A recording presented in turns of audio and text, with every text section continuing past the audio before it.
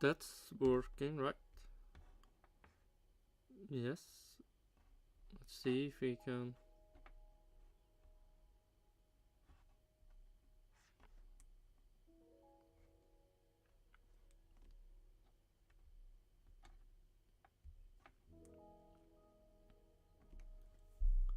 Okay, it's working. Why can't I just change the title or anything? And this is so depressing. Can I?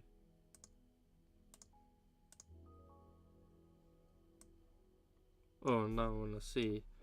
Can I do this while live? The fuck is F1 Nation?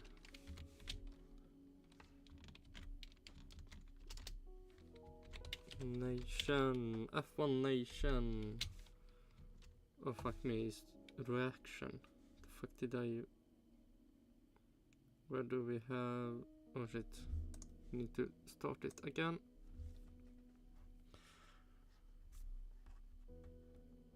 Man, this is first time. First time edit the live stream after you start it. Because I can't for some reason edit before I start. So annoying. Okay, reaction on F1. Reaction on F1 Nation podcast.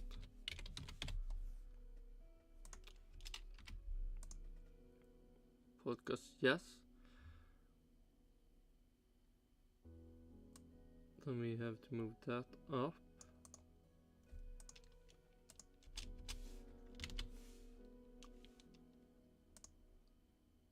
And we have no P1, was it the David Land?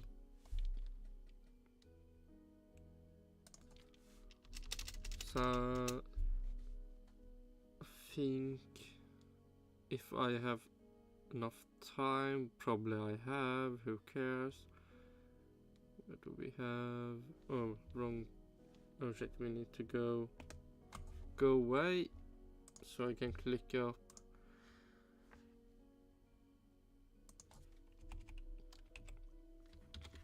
Aidan Millward.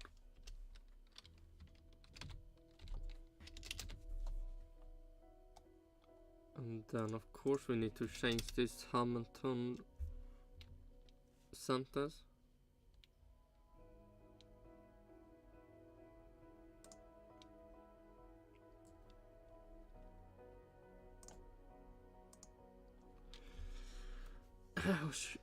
Should I change that to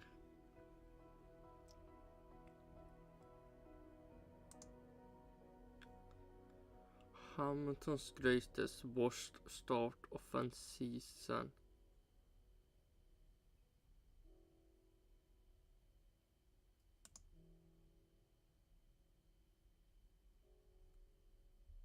Okay, I know.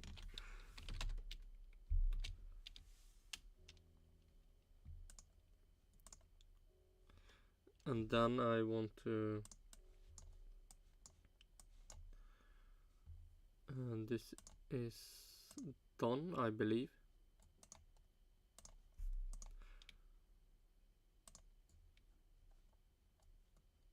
And then we go to stream stuff, click on that, and then we change the to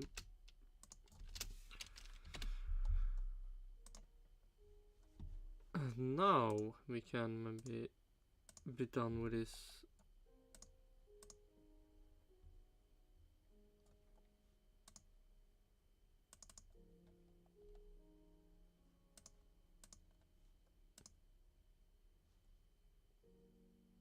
Okay, now we change that. Let's see if I The first frog now. Oh, fuck me. I hate. Can't you just be quiet? Fuck me. Yeah. Always. Stop giving me sound. So annoying.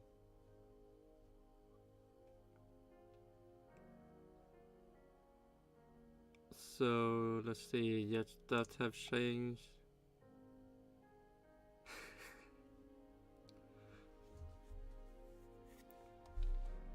Okay, now I can finally start. Man, it. Then we should go.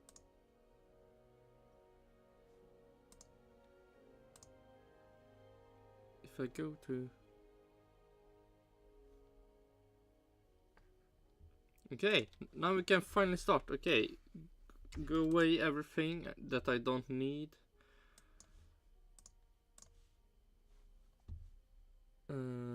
We F1 Nation. Let's see. Do they have anything interesting to talk about?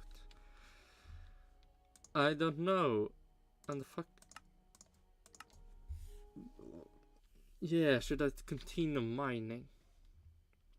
I mean, I really want some more buckets.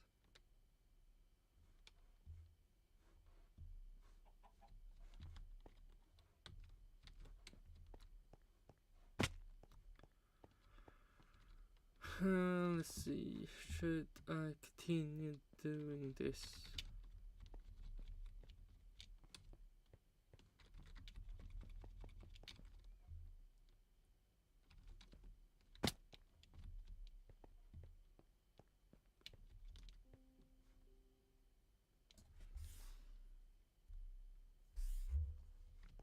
Maybe.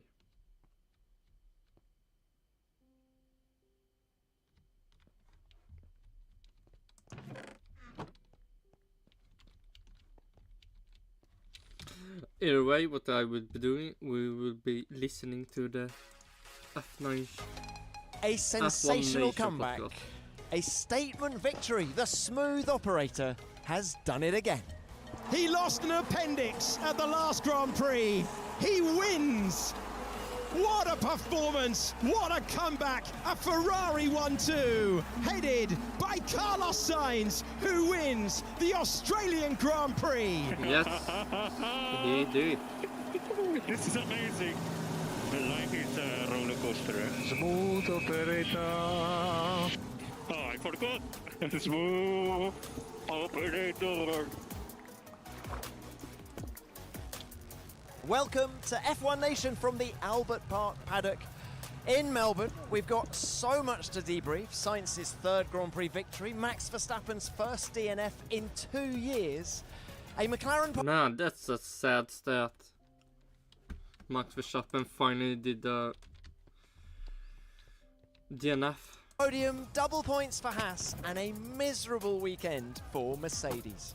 Joining me, Tom Clarkson, is the gang from the channel. Påskrean Oh my igång, God, Olle nu med. med massvis med extra priser. Välkommen! Channel 10 Australian Grand Prix broadcast, and what a cast. We have host Scott McKinnon. Hello, Scotty. How are we? Great to be here.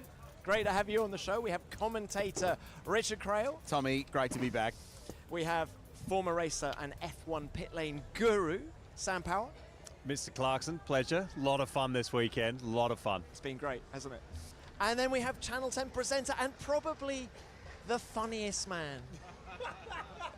This is a build-up. The funniest man on Australian telly, Tim McDonald. Couldn't be here today. It's Ollie Behrman with you, and it's great to be here. Thanks, Tim. And of course, we have our very own Damon Hill, 96 world champion, double Australian Grand Prix winner as well. DH. Yeah, lovely to be here. It's been great. I've been working with this group of fantastic presenters and yourself with Network And 10 yourself, Australia. yeah. Yeah, and yourself. Oh, well, listen, you didn't have to add that, did you? You know. But anyway, this is it's been fun, and we got a race. We got a bit of excitement. We got a bit of action. A little bit of, emptiness in the middle, but otherwise it was a good race. Well, let's start with the smooth operator himself, Carlos Sainz. I think it's not only the last 2 weeks, it's the whole start to the year in general, how the year started with the news of the non-renewal. Then you get yourself fit, you get yourself ready for the start of the season, pushing flat out, and then you get to Bahrain, you do a good podium, you say, okay, now the season is starting well and I can keep the momentum going, and suddenly, boom, the missing a race in Jeddah and the operation. Yeah, I would say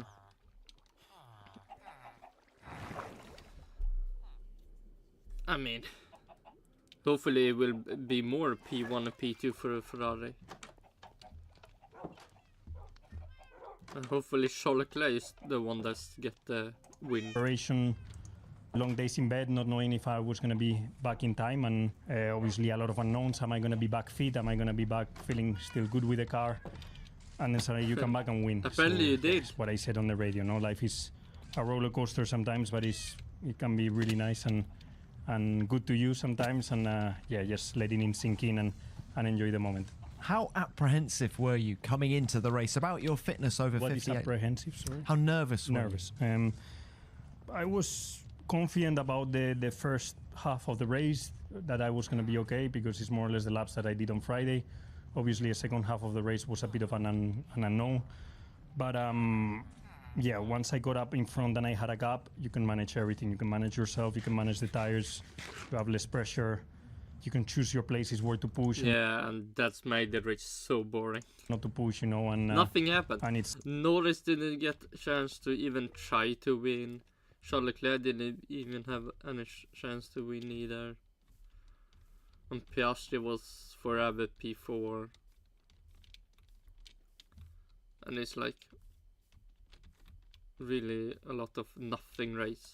Everything becomes a lot easier. So yeah, I'm not gonna lie, the last 5-10 laps I was a bit stiff and tired, but nothing that was slowing me down too much. Well, tell us a little bit more about the race now, and particularly those opening couple of laps and the moment you passed Max Verstappen for the lead of the Grand Prix.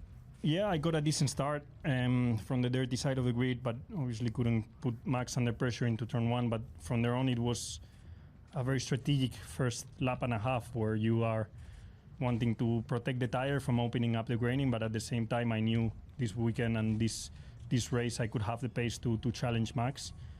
And I said to myself, with how powerful the DRS is around here, if I get myself within the DRS range after lap one, we can put him a bit under pressure. And I think he did a mistake into turn three that allowed me to stay within DRS. And Okay, do you know why he did the mistake? Or do you not care? feel myself being pretty quick, and then yeah, I don't know when his brakes started to go, but in dirty air, obviously it's not the same than in clean air with a big gap. Do you feel Ferrari have got closer to Red Bull this weekend? No, he really don't think that. They are the furthest part from each other than they have ever been this year. And it's just been 3 races, but he already know what the fuck. Come on. Or do you feel they weren't maximising their package? What's the feeling in Maranello? I think our car really worked really well this weekend, but I think it's going to be tough, you know, to keep it up there in every track until we bring an upgrade to close that gap that we saw in Bahrain and Jeddah. But around Australia, from lap 1, it felt like a race-winning car. And even if Red Bull were also quick and were on pole, that 59 in quali wasn't out of reach for us. And yeah, there will be tracks where we are strong, like we saw last year. I think I solved the bucket problem. I just killed the iron gun that will spawn over there. And this year it seems like our race pace is better, even on those tracks that we are stronger. And together with a good development program, I hope that we can challenge Red Bull more often. Oh my god. So guys, how... Okay, I solved the problem, but do I have any love on me? This could be really depressing.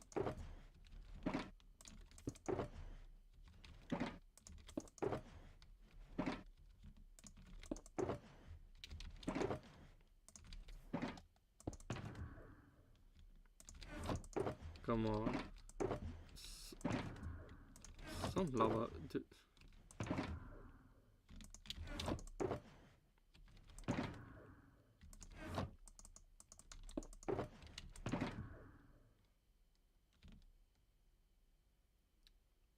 God damn it. No lava.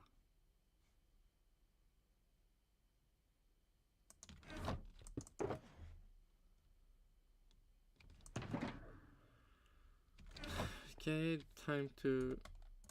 No, well, I can run back, but... God damn it. Need lava. Impressive was Carlos Sainz today, given everything he's been through in the last couple of weeks. It's a great sporting story, isn't it? It's the kind of stuff that the journal... Almost greatest sporting story. If Max wouldn't have any problems and he still won, that would be the greatest. Journalists in the press room dream of writing the headline of Carlos 2 weeks after surgery to have the appendix out, winning a Grand Prix, but then beating his teammate in the process, leading Ferrari to the first 1-2 in Melbourne in 2 decades at a racetrack that is enormously parochial to Ferrari. This is a Ferrari town, Melbourne, and if an Australian couldn't win, it's great that a Ferrari could. So I think it's an amazing story, and it shows how good Carlos Sainz is as a product and as a racing car driver. And I think there's all sorts of other questions that could pop up that we can deal with later as to whether that team's made the right choice to let him go. But it's probably added $1 million to the price where he goes next year, I would have thought, Tom. Well, and he gave it a bit more context in the press conference. He said, yeah, okay, it's been the last 2 weeks, but actually this story starts in the off-season when he was told that he was not going to be re-signed by the team, and it just sort of adds to the... So it started then, so after the race have it ended now. Now it's just going downhill, right? Damon Hill. Sort of epic nature of it. Yeah, but what motivation to perform, and it happens so often in professional sport that a football player gets sacked from a team and then goes out and kicks 2 goals, or a racing driver is let out of their contract and goes and wins a Grand Prix, or whatever it might be. It's a powerful motivator in professional sport to kick on, Sam, and clearly... Vilken ostklassiker är du? Press No, är absolut min favorit. Det måste vara lite energi liksom. Absolut, jag ska försöka dämpa mig lite. Herrgård, präst eller grevé, vilken ostklassiker är du?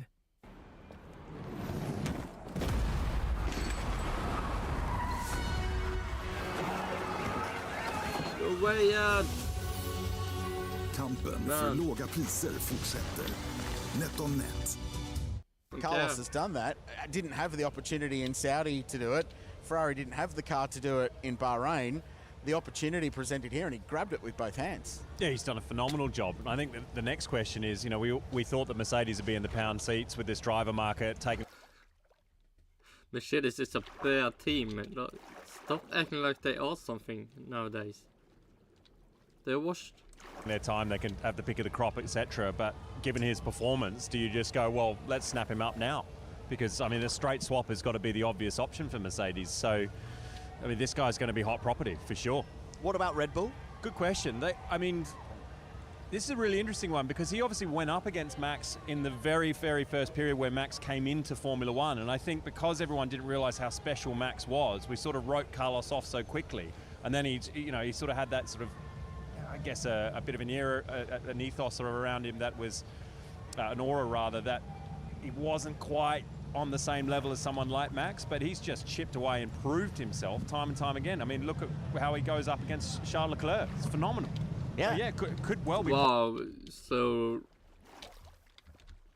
Russell defeating Hamilton. What does that say about Russell, or does that say more about Hamilton?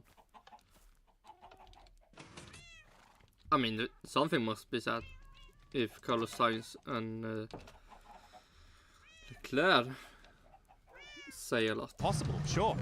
Damon, I thought Carlos's victory God, in Singapore last year was hugely impressive. Was this even more so? I think so. I think given everything that you put into the pot, the fact that he's, as Richard was just saying, the fact that he's been told he's surplus. But here's the problem. I really don't want to remove the bucket. I mean, this is like, this is stuff that you don't touch. It will always be here. So we have a problem. Or really we don't. I can actually fix this. Plus two requirements after the end of this year. I think somebody could be demotivated by that, but he's not that kind of personality, and he's basically, it's liberated him perhaps to go and sort of go, well, I'm here for me, and I'm going to use this Ferrari, and I'm going to do what I do, and you can tell me to stop. And that will probably be just this race. Then Leclerc will out-qualify him and win races. Whatever, but it doesn't matter because I'm fighting for my survival, and you either, you know, when people are down, they either get back up again or they stay down and crawl away, you know, and he's not doing that. He's not that kind of person. He's shown he's got fight, and the fight is really powerful, and I think he's expressed himself fantastically well this weekend. Has anyone here had their appendix out? I genuinely have had my appendix out. Could I have driven a race car 2 weeks later at 300 kilometres an hour? Yeah, probably. It's not that hard. But that's the other thing. That goes to show how motivated Sainz is to advertise his services. Everyone would have forgiven him if he wasn't racing this weekend. But he flew all the way around the world to Australia to be here, to be up there on the podium. Yes. That is, in and of itself, a hugely impressive athletic performance. Can we go back to Saudi just for a moment? Because all you guys wanted to talk about after that was Ollie Behrman. Do you remember that guy? Yeah, the guy in the car who jumped in at the last minute to replace him. Could you imagine Carlos watching that and seeing the headlines generated out of that, TC and Damon? I mean, seriously, he would have been sitting there going, hang on a second, this little kid jumping into my car and getting all the headlines and finishing in P7. Yes, terrific performance. Let's not say that that's not an outstanding... Almost out-qualifying Lewis Hamilton and almost outscoring Lewis Hamilton. That's a big deal. Effort by the young man. But then Carlos comes along here. I didn't think he would race. That was my first impression when we were doing a preview show. Do you remember on the Thursday we were like touch and go whether he'd do a session and just go, no, this is too painful. Not just that. What's he lost 2 kilos? He didn't look well, and then he still gets on the top step. So I think he was massively motivated by what he saw from Ollie Behrman. And you guys talking up the young kid, he was like, I want to show you what it's all about. A great performance out of him. Oh, sure. Yeah, it was all you, Damon. Remind him before every race about Ollie Behrman just lurking over his shoulder like some vulture, you know. I think it's a very good point you make, because we weren't sure he could actually drive. And you look at his face is completely different. He's definitely lost. I mean, I feel like this episode will almost be just Carlos Sainz on a race. A lot of weight. The fuck is this? So, you know, not being able to train as hard, not being able to, boost your energy reserves and stuff, it's remarkable the way what he's done. And bear in mind with the... I mean, Max Verstappen still DNF, so... Is it really that special? I mean, it could be more special, but it wasn't. The new regulations, drivers are only allowed a maximum of 4 appendix a year, 4 gallbladders, 2 pancreas. So it's incredible. It is incredible. Well, let's move it on now. Could be more incredible. He came home in P2 and claims an extra point for the fastest lap. It's been a long time since we have had the genuine pace to have Red Bull, I wouldn't say under control, because we don't know what was the real pace of Max today, but I will say that from FP1 we knew that pole position and the race win was possible because we had very good tire degradation, very good pace, and that is a very encouraging sign. However, if you look the first 3 races, 2 out of the first 3 races they had the upper hand in the race, so we still have a lot of work to do, but that's exactly what we need to do as a team, is whenever we have the opportunity to actually win a race, we need to take it. And this weekend we did. Yeah, you did. And hopefully you will do it more this season.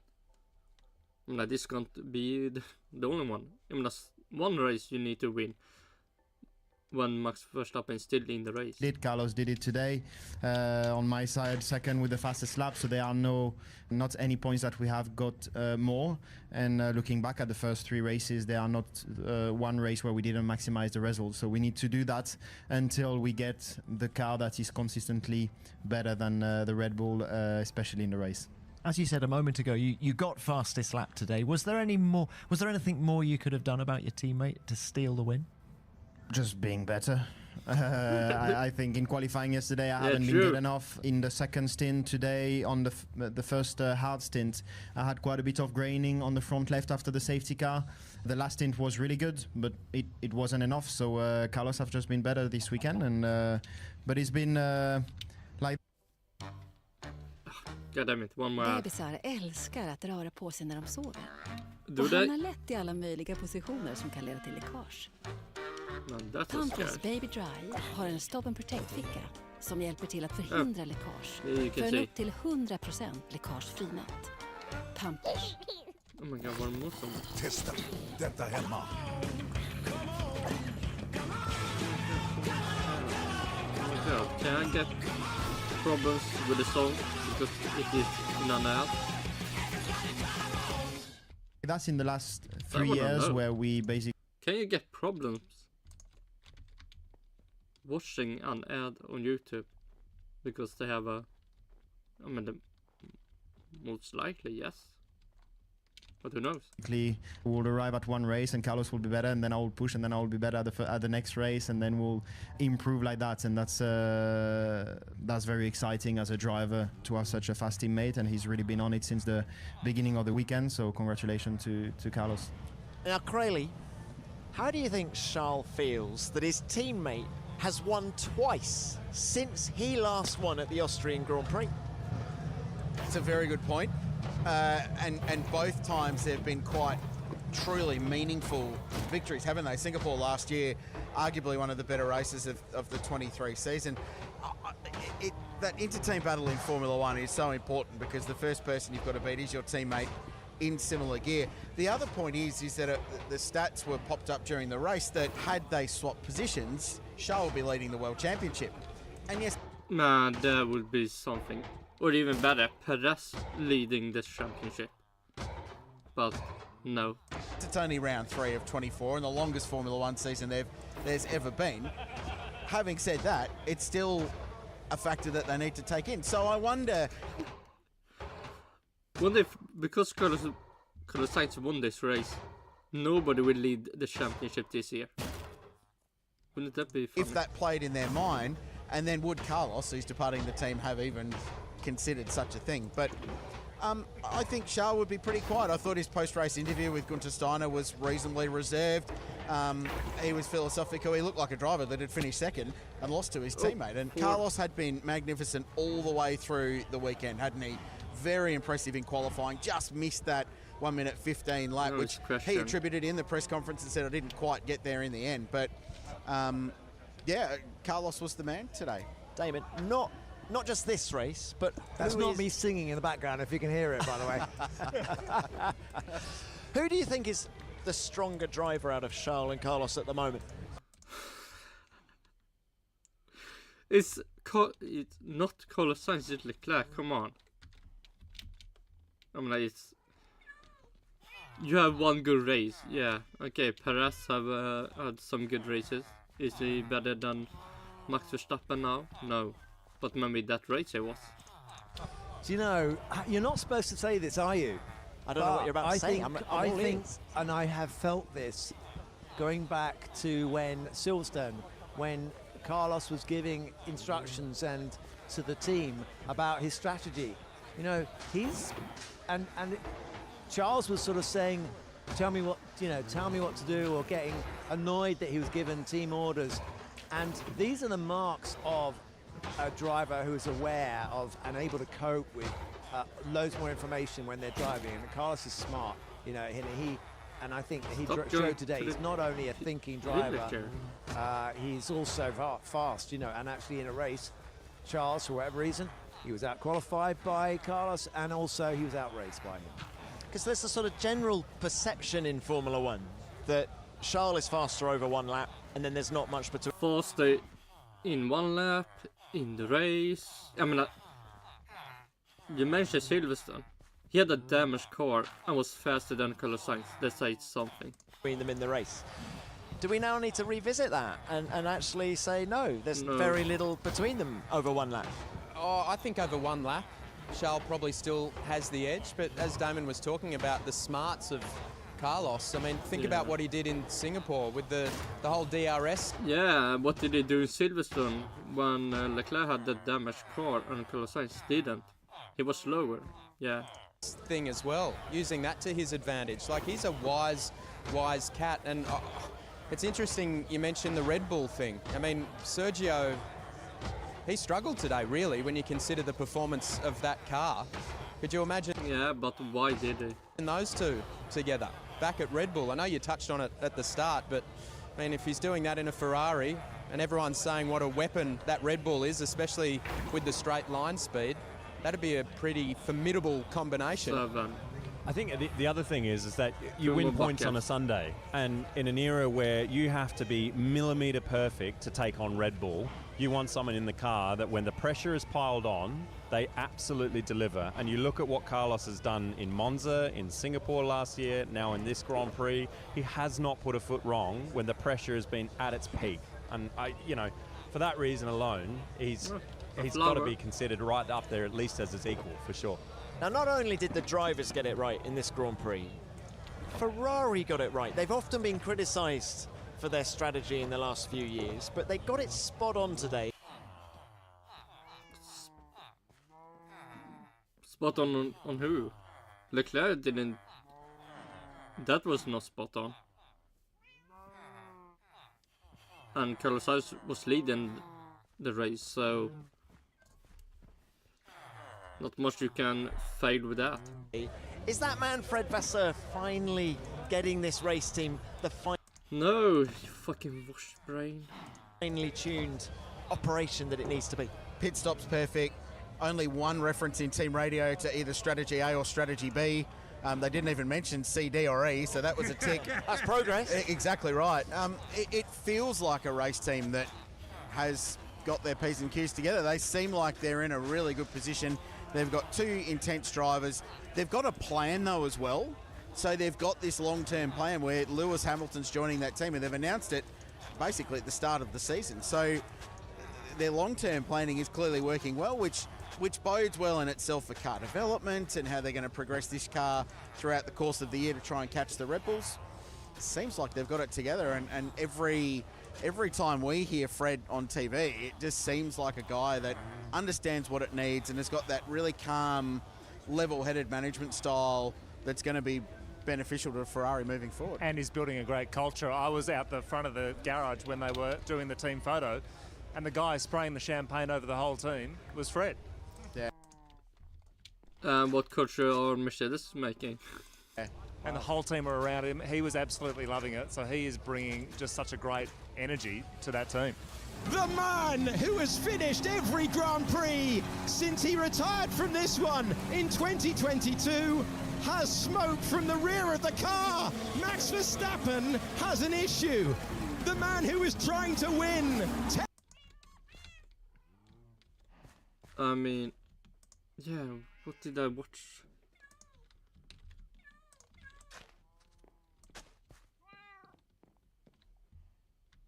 Oh yeah, I was thinking how different he reacted when Hamilton didn't start a race. We see Max Verstappen getting something wrong with his car. Grand Prix in a row for the second time in his Formula One career. Will not continue the run. A fire at the back of the car. The dreams of victory gone. Fire.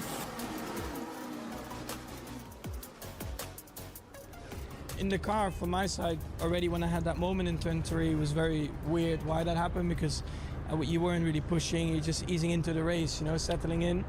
But of course, once I got out of the car, you look into the data, and basically what happened was from the when the lights went off, the right rear brake stuck on, and smidig rakning och exponering med rakblad som håller 50% längre. Hörna, gör livet en smula godare.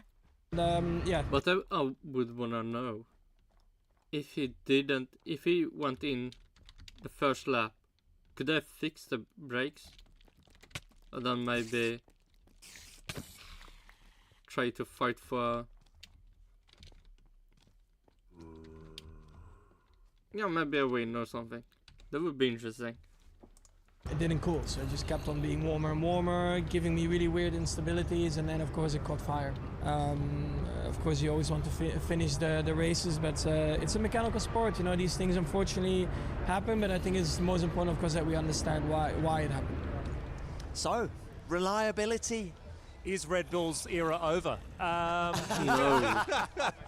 Did you happen to stick anything in their rear brake duct at all by any chance, like a crisp packet? But look, what about their reliability? They've been bulletproof, right? Since this Grand Prix 2 years ago, it was surprising. And yet Max said the issue was there from the outset, from the moment he accelerated away from the line.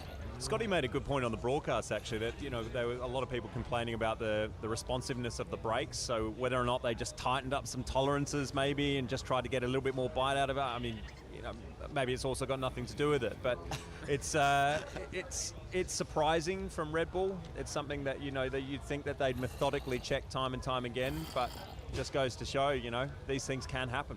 Yeah, and it shows they're human. Yeah. And, you know, we're used to Red Bull, incredible pace, incredible reliability. And that, going back to Ferrari, the interesting thing is they have now capitalised on a Red Bull mistake, which they have to do if they have any chance of competing, probably mainly in the constructors. Yeah, it's a good point. Unlikely in the You have drivers. to be in it to win it. Yeah. Great teams fail sometimes. In any level of professional sport. You could be on your way to an undefeated season in Premier League football, but you might still drop 1 or 2 games to lifting the big trophy. If this is the 1 or 2 games that Red Bull drop for the year, it's still going to be an unbelievably good year.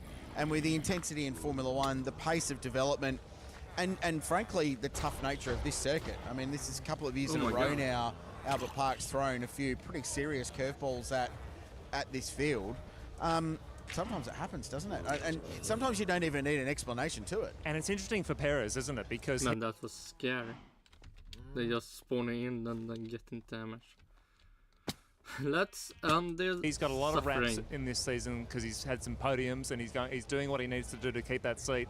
Part of his other job, though, is that when Max isn't able to win, Perez is expected to take the win, and he was nowhere today. He was nowhere, and in fact, you know, the impeding in qualifying, the 3-place grid penalty, then, you know, You'd have to comes say that it's a harsh thing, though, Tom. You know, it's harsh, really, because he didn't do such a bad job in qualifying itself to be given a 3-grid, you know. But, you know, if that was Max, and he started, where did Checo start? 5th?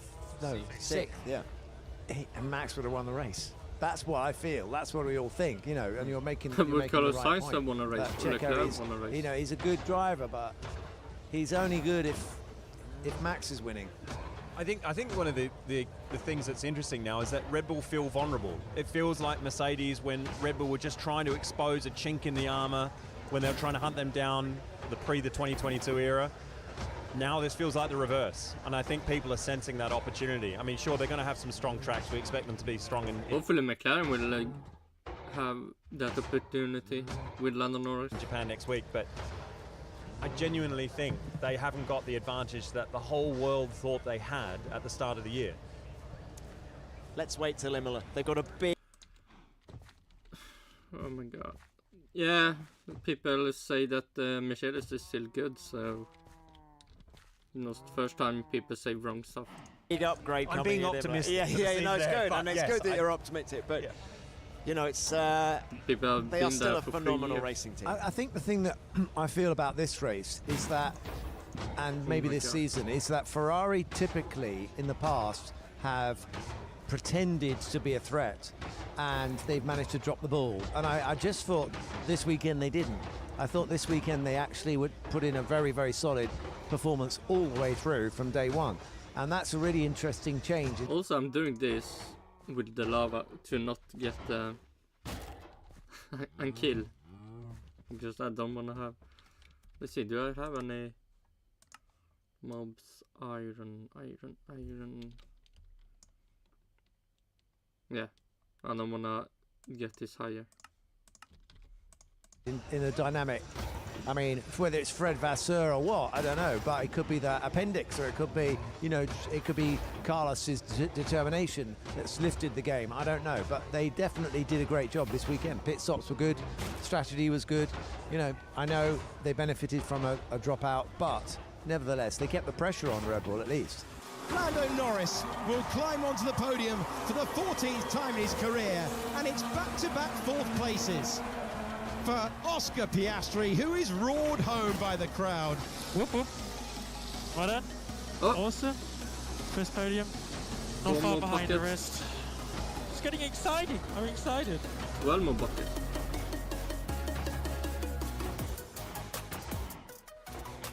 Lando, coming to you, very many congratulations on your 14th career podium. Was this one unexpected? I think when you take the Red Bull out of it, I would say no. I think our pace has been good all weekend. We showed good long one and high fuel pace on Friday, so I wouldn't have said we had no chance. I didn't expect probably us to be competing against the Ferraris today. I think our pace was not as good as Carlos, but probably better than Charles. So I think, if I was being honest, we maybe missed out a little bit on an opportunity to be P2 today. But yeah, for us to say that is a good sign. And I think, yeah, it's a good positive for the whole team. It's a good boost. It's nice to be back on the podium. And yeah, whether or not the Red Bull was there or not, our pace was good today, and hopefully that continues for more races. What more could you have done about Charles? Perhaps the undercut at the second pit stop? Was there? Yeah, the lap we were going to undercut, he boxed. So then again, you have to go on off and do kind of a different strategy. So we got close in the second stint. I got very close. If I boxed, I think I would have undercut. But he boxed, so I missed that opportunity. So you always think, what happens if we did it one lap earlier? But it's tough to make all those decisions at the time, and it can easily go wrong at the same time. There are also consequences of doing so. So I think we still did a very good job today. Third and fourth for us as a team is positive, and a good load of points. But they were clearly a better team, and they have a better car at the minute. So whether or not we could beat them, they have a better car, they have a quicker car, and we have to work harder until we can match what they're doing. Well, I thought it was interesting that Lando said in the press conference, yeah, maybe I could have beaten Charles today. I mean, he could. Oh my god.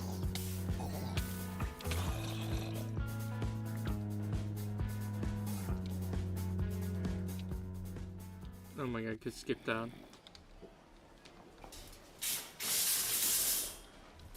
This one I was. They had genuine long run pace in that Grand Prix. McLaren, fastest lap of the race to Lando. I mean, for real, Leclerc could also had a DNF. So why would that be so weird that he could have beaten Charles Leclerc? That record ultimately cost a little bit by track position at the end, and got to 3.5 seconds of Charles at the end there, and couldn't really close in as that second set of hards they went to late in the race wore. But I thought that there were many more positives than negatives from McLaren this weekend as a whole, and their race pace with Max out of the equation was pretty much as good as Ferrari, wasn't it? So real positive, and it's nice. Sometimes I feel like Lando is under, I don't know if pressure's the right word, but he's a long way into his career, yet to win a Grand Prix. But to be fair, in a team that hasn't given him the machinery to win a Grand Prix yet. I know there'll be frustration still around Monza, where Daniel Ricciardo beat him. Russia. But every now and then you're still getting those... Wait, you didn't even mention Russia.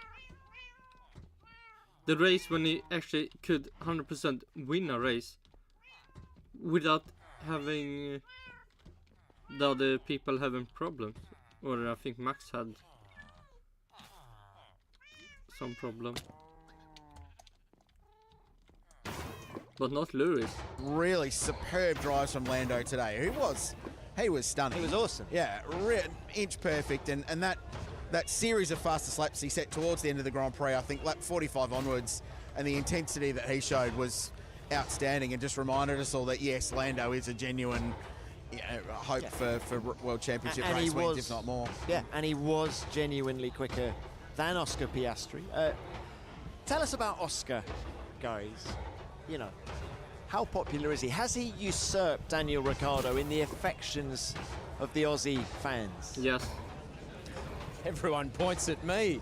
I would have to say, this is proper rock star status. This is a bloke who was a rookie yesterday, and you see his poster up everywhere. He's now front and centre. Unfortunately, Daniel is fading and fading fast.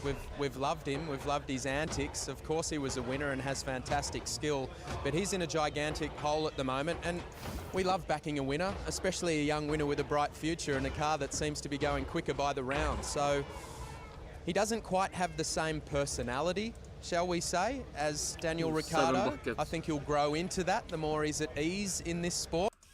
I mean, he is the shield dude that are good, but don't want to talk about how good he is. He just wanna, maybe like Max Verstappen is, saying how it is and don't want to pretend anything else. But I spoke to him just before the race start as they did the drivers' parade, and he still had a bit of fun. We were talking about the shoey. I'm just so disappointed McLaren made them make that change, because he promised on live television that he would do a shoey if he was on the podium. I didn't think he would, but he grabbed that challenge, so maybe we'll see a bit more of that, a bit more of the larrikin in Oscar Piastri the better he goes. Well, it was a bold move for McLaren to switch Norris and Piastri. Probably the right... But I would say Piastri feels like a guy that will not do a shoey. He can get forced to do one, but if he chooses to, he will never choose to do it by his own choice. Call, but a bold move in Oscar's home race. I'm not sure it was very well received by the crowd. I understand that Zach Brown has been detained at Melbourne Airport. He might not be allowed out of the country. We don't forget that in a hurry. But it was probably the right call, because today Lando had the pace, and Oscar, and speaking to some of his team, he was struggling with the tyres. He just wasn't quite up to the pace of Lando today. Scotty, you found out about his nickname as well before the race. What is it? That was Bruce. Why is Oscar Piastri called Bruce? Oh, it's something to do with the Bruce McLaren, maybe?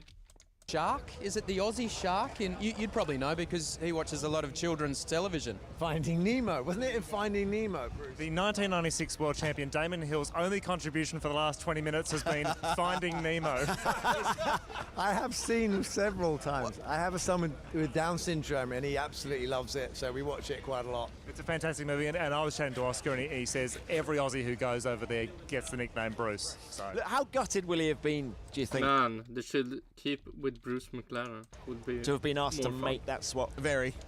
I mean, he's a hugely competitive guy early in his career as well, but Oscar comes with the benefit of time and learning. He's got Mark Webber in his corner and in his ear. Mark will talk him through this as well, and I mean, Oscar's right at the very beginning of his career. He knows that opportunities will present, but Scotty was right, Tim was right. Lando had the quicker car today. For the team, they had to swap those around, because they had Sergio Perez behind, they had Fernando Alonso wily as ever behind, possibly not going to challenge them, but I think they had to protect themselves one way or another, and the most logical option from a team perspective was to put Lando in front and let him go after Leclerc. And he got within 3.5 seconds, so he had a reasonable tilt at it as well. And then we go to Suzuka in 2 weeks' time. Oscar was so brilliant there last year, and the car seems to have the same sort of... Podiums for Piastri. Let's see. Norris win. Maybe a P2 for Piastri. Probably P3. And Max Verstappen P2. Then Charles Leclerc. London. Sainz. After that. And then we have maybe Perez. So that we have... And then Alonso, Stroll, Tsunoda will probably be better than Stroll, and then Alex Albon. Performance characteristics as the one from last year. So I would imagine they're going to Japan next week, feeling pretty bullish. There's a lot of people inside McLaren as well that are just getting very surprised at how quickly he's picking up speed. I think this is the thing, is that relative to Lando, how quick he's just assimilating all of this knowledge, figuring out the car, eking out that little bit of performance. I mean, the difference between him and Lando in this Grand Prix was very, very small mistakes. Very small mistakes, and he gets that right, he is going to be a genuine contender, and that's the thing that's impressed me the most. Well, I mean, almost every session we have with those two, they are separated by hundredths of a second. Yeah. It's sort of like Lewis and Alonso back in 2007 with McLaren. You know, they are really on it. Yeah, and he's focused on those small mistakes, because I chatted to him before the race and I said, what a year you had last year, you know. I think it was 96 or 97 points, 2 podiums, a win in Qatar, and he goes, yeah, but there were some weekends I wasn't happy with. And so that's what he's focused on. He is focused on getting better because he wants to achieve at the highest level. It's like listening to Mark Webber, isn't it? That's exactly the attitude Mark Webber would have had. I think this is an excellent point. You know, what a brilliant manager he's turning out to be. I mean, it's... Or it could be the worst one you can ever have, but Piastri is so good, so his badness over... you don't see how bad he actually is. He's just cool, calm and collected. I think he's also having the conversations with the team that Oscar doesn't need to have, and so he's just helping him focus on that driving. I think it's kind a of beautiful... good cop, bad cop, right? Yeah, Mark can be the bad cop, and Oscar can just breeze in and... Exactly, it's super hard. I would imagine Mark has probably had a few conversations with Zach Brown about the change. Yeah, I think so. I mean, it was probably fair enough, though. I think honestly, if you asked Oscar, he'd probably go, like, to be honest, he was faster. So, you know, fair enough. And I moved over. He'll expect him to do the same. They've kept it pretty on the level. I think the relationship between them is really, really good. You know, there was no... Not if you ask Peter Winsor. Then man, it sounds like it will be kitchen nightmares for Lando Norris having Piastri, a young and faster driver in the team. But that's what Peter Winsor thinks. No quarrels on the radio, so I think he'd probably say fair enough. Look, final one on McLaren is news broke this weekend that Zach Brown is remaining at the team, or long term. He's remaining. I don't know who else will be in there, but hey, fun for him. Term deal until 2030 as the CEO. They've got stability now. They've got the drivers locked away. They've got Zach locked away. They seem to have a technical team that's locked away. They got everything they need. Well, and the news that the Bahrain Sovereign Fund has... The only thing he needs to work on, that's McLaren in the car. And that feels like... I don't know, will anything actually happen in that? I don't know. Purchased the full stake in McLaren, the parent company, which owns a big stake of the race team as well. So even from a very, very high-end level, the resource is now there for a business that has struggled financially for some time, is there to build on and go forward. And as you guys know, Damon, you more than anybody that have...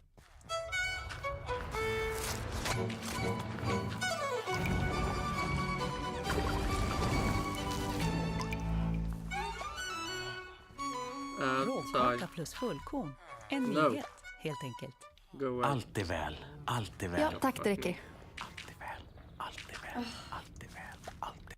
Having that consistency internally is so critical to a good racing car team. So if you've got your drivers locked away long term, your team principal who pulls all the deals together, gets the money, gets the right people in place to do it. Andrea Stella as well seems like a terrific leader.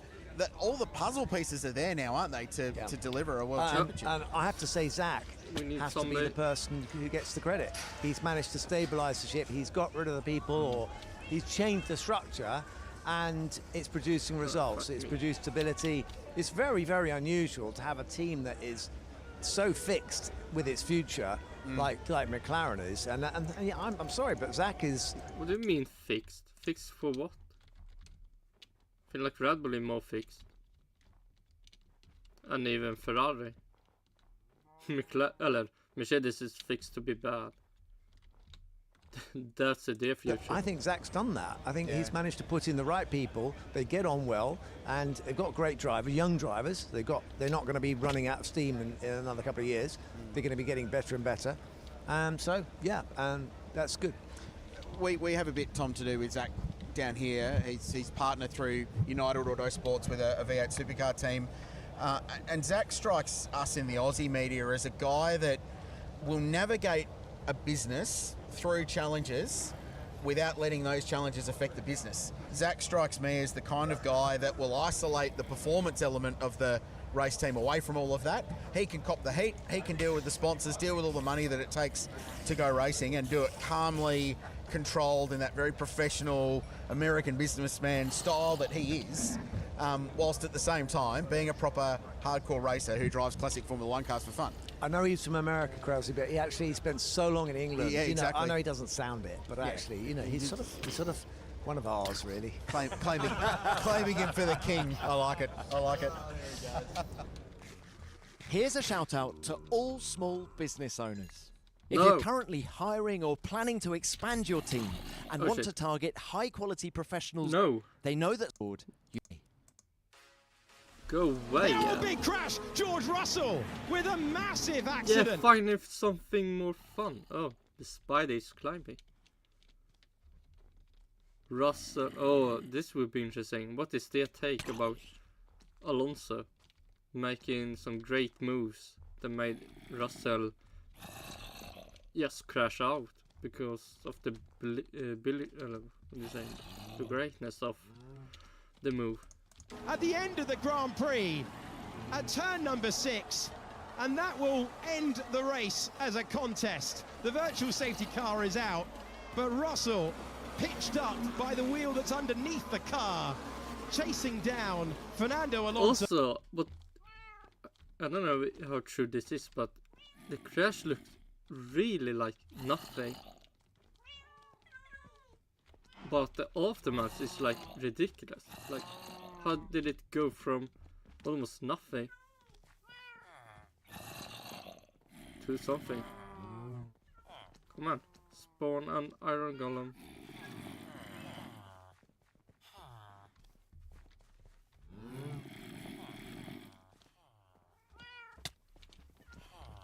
Oh shit, come on, iron golem, we need you.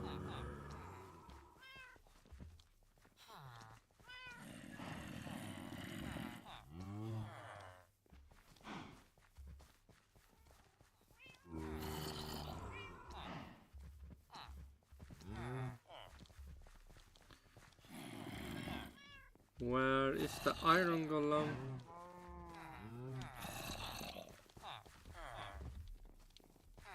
There we have the iron golem.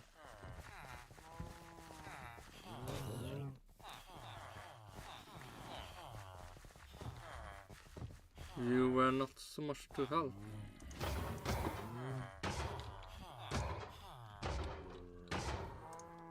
And finding the barrier on the last lap.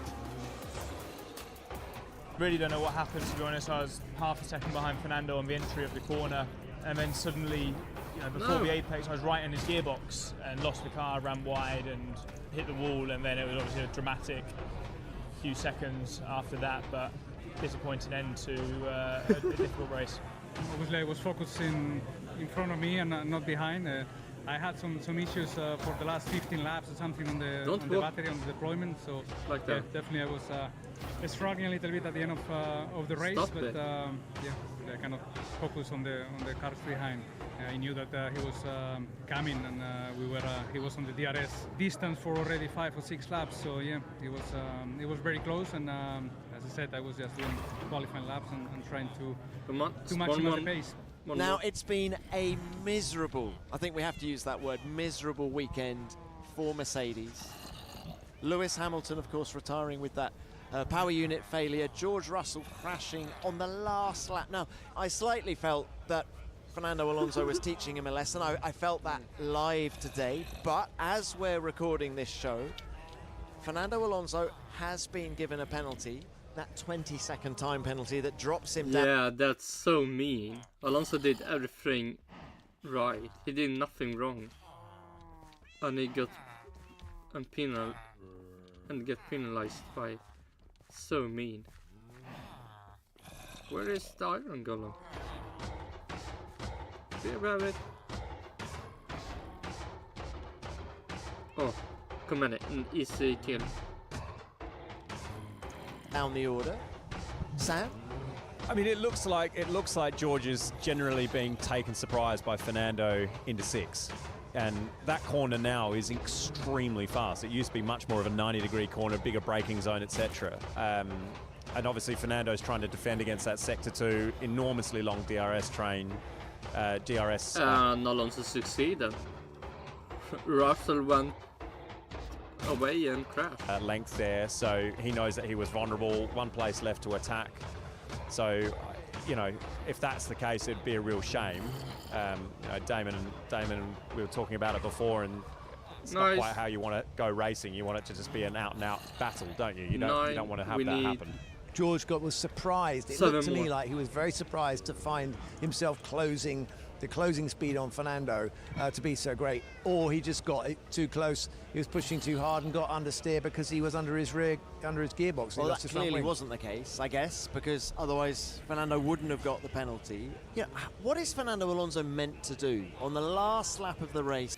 Make sure that Russell don't get past him. They're just about to enter the high-speed section where, of course, George will have the DRS. Isn't it part of a driver's armory to be able to play those games? Yeah, and I do think this is where we get into the difficult area of what is racing and what is dastardly tricks.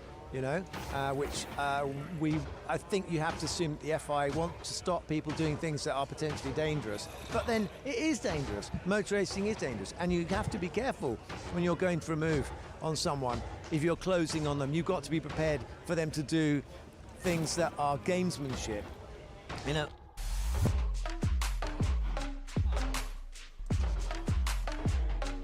Oh my God, the F1 scare map. Crypto.com.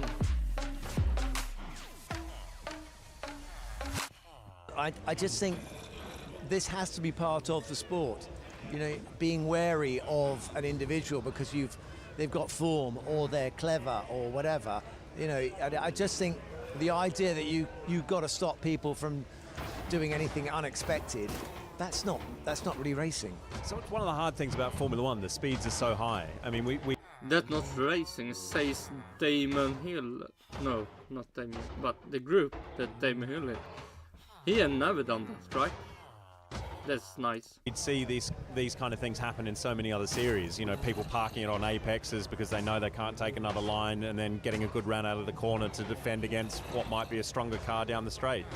So we do see this quite a lot in other forms of motorsport. But given that it's resulted in a massive crash, I suspect that's probably added a bit of an emotion to the situation. I want to know what it means for George taking over this team leadership role. If he is crashing right at the death of races, that's when you need to cash in and get as many points as possible.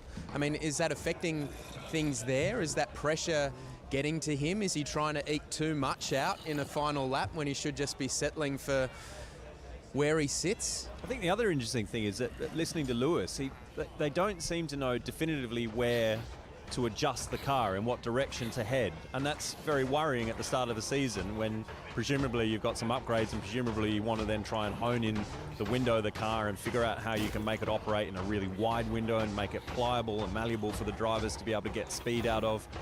They just genuinely don't seem to have a great deal of info on it. Well, and proof positive of that was that glorious ray of sunshine that was free practice 3, where all of a sudden Lewis and George were energised and they were mere tenths away from the Ferraris, and they looked... Then it led to Diana, the beautiful.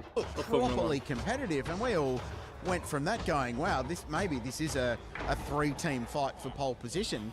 And then in qualifying, Lewis missed qualifying 3, so it was a strange, and clearly the operating window is so narrow that you miss it by 0.5% and you go from being 4th to 10th. Let's talk about Haas. Haas, guys, double points for that team. Yeah. You know, given where they were not very long ago, it's been an extraordinary turnaround. And if ever there was a weekend to test tyre degradation, it was here, because a lot Or of... they were never bad. Could it be? It was never a turnaround. They were never bad.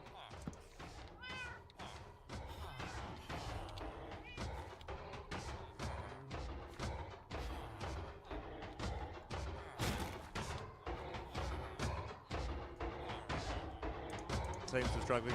We saw it through a lot of the sessions. Goes to show the work that they did in testing, where that was their main focus, paid off for a double points finish. We saw the teammates, the Haas teammates, working together as well today. You know, 2 races in a row. Yeah. Oh, I mean, yeah, Hulkenberg, man, he drove mean against Alex Albon. I'm not saying it's unheard of, but they've seriously got a good thing going there. Well, it certainly looks like they've massively improved relative to where they were at the end of last season, let alone at the beginning. So, huge bonus for that team. They're another team that should have 2 very, very evenly matched racing car drivers in Kevin Magnussen and Nico Hulkenberg. Hulkenberg did the job last time out. 2 lots of World Championship points here. And it's these points you gain early in the season, isn't it, that can be so valuable when the development race kicks in and you might expect some other teams to either leapfrog them or start dominating those top 10 positions. Yes, but look at the Visa Cash App RB Formula 1 team when they were Alpha Tauri. They went from being maybe 1 point scoring team a lot of the start of the / middle of the season, and then end of the season they just got points like it was nothing, and almost got more points than Williams just in the last races. So sure, you can be good in the start, but you can also be good in the end. Crailsy, you're such a pro, because that segues us beautifully into talking about Williams and Alex Albon, who just misses out on points in this race. And of course, he was promoted into Logan Sargent's car. First of all, team, do we think Williams did the right thing? Yes. By biffing Sargent out the way in favour of Alex Albon? I'd answer this with an almost question. Is that Alex finishes 11th, just misses out on a point. Is that a pass or a fail? Had he got a World Championship point, my argument would be that yes, they probably made the right decision. All right, pre-race, what were you thinking, Crailsy? I was firmly on the fence. Why? With no firm opinion either way. It was an incredibly tough call, and it's a call that I wouldn't want to have made. Is it really that difficult to make that call? I feel like it's most the easiest call you can ever make. If you don't want to actually be maybe biased to who you actually think is the better one. If you're maybe trying to be, what do you say? You think both is equally good, then it's maybe harder to pretend, but man, you just pick the one that is good. Myself, and I would certainly want to be the one making having. Who do you rather want in the Michelle's car? Well, Lewis is maybe better, but oh shit, Russell can drive this car better, so put him at 100%. Or if you want points in Haas, who do you pick? Hulkenberg or Magnussen? And you pick Hulkenberg 100%. If you want points in Stake F1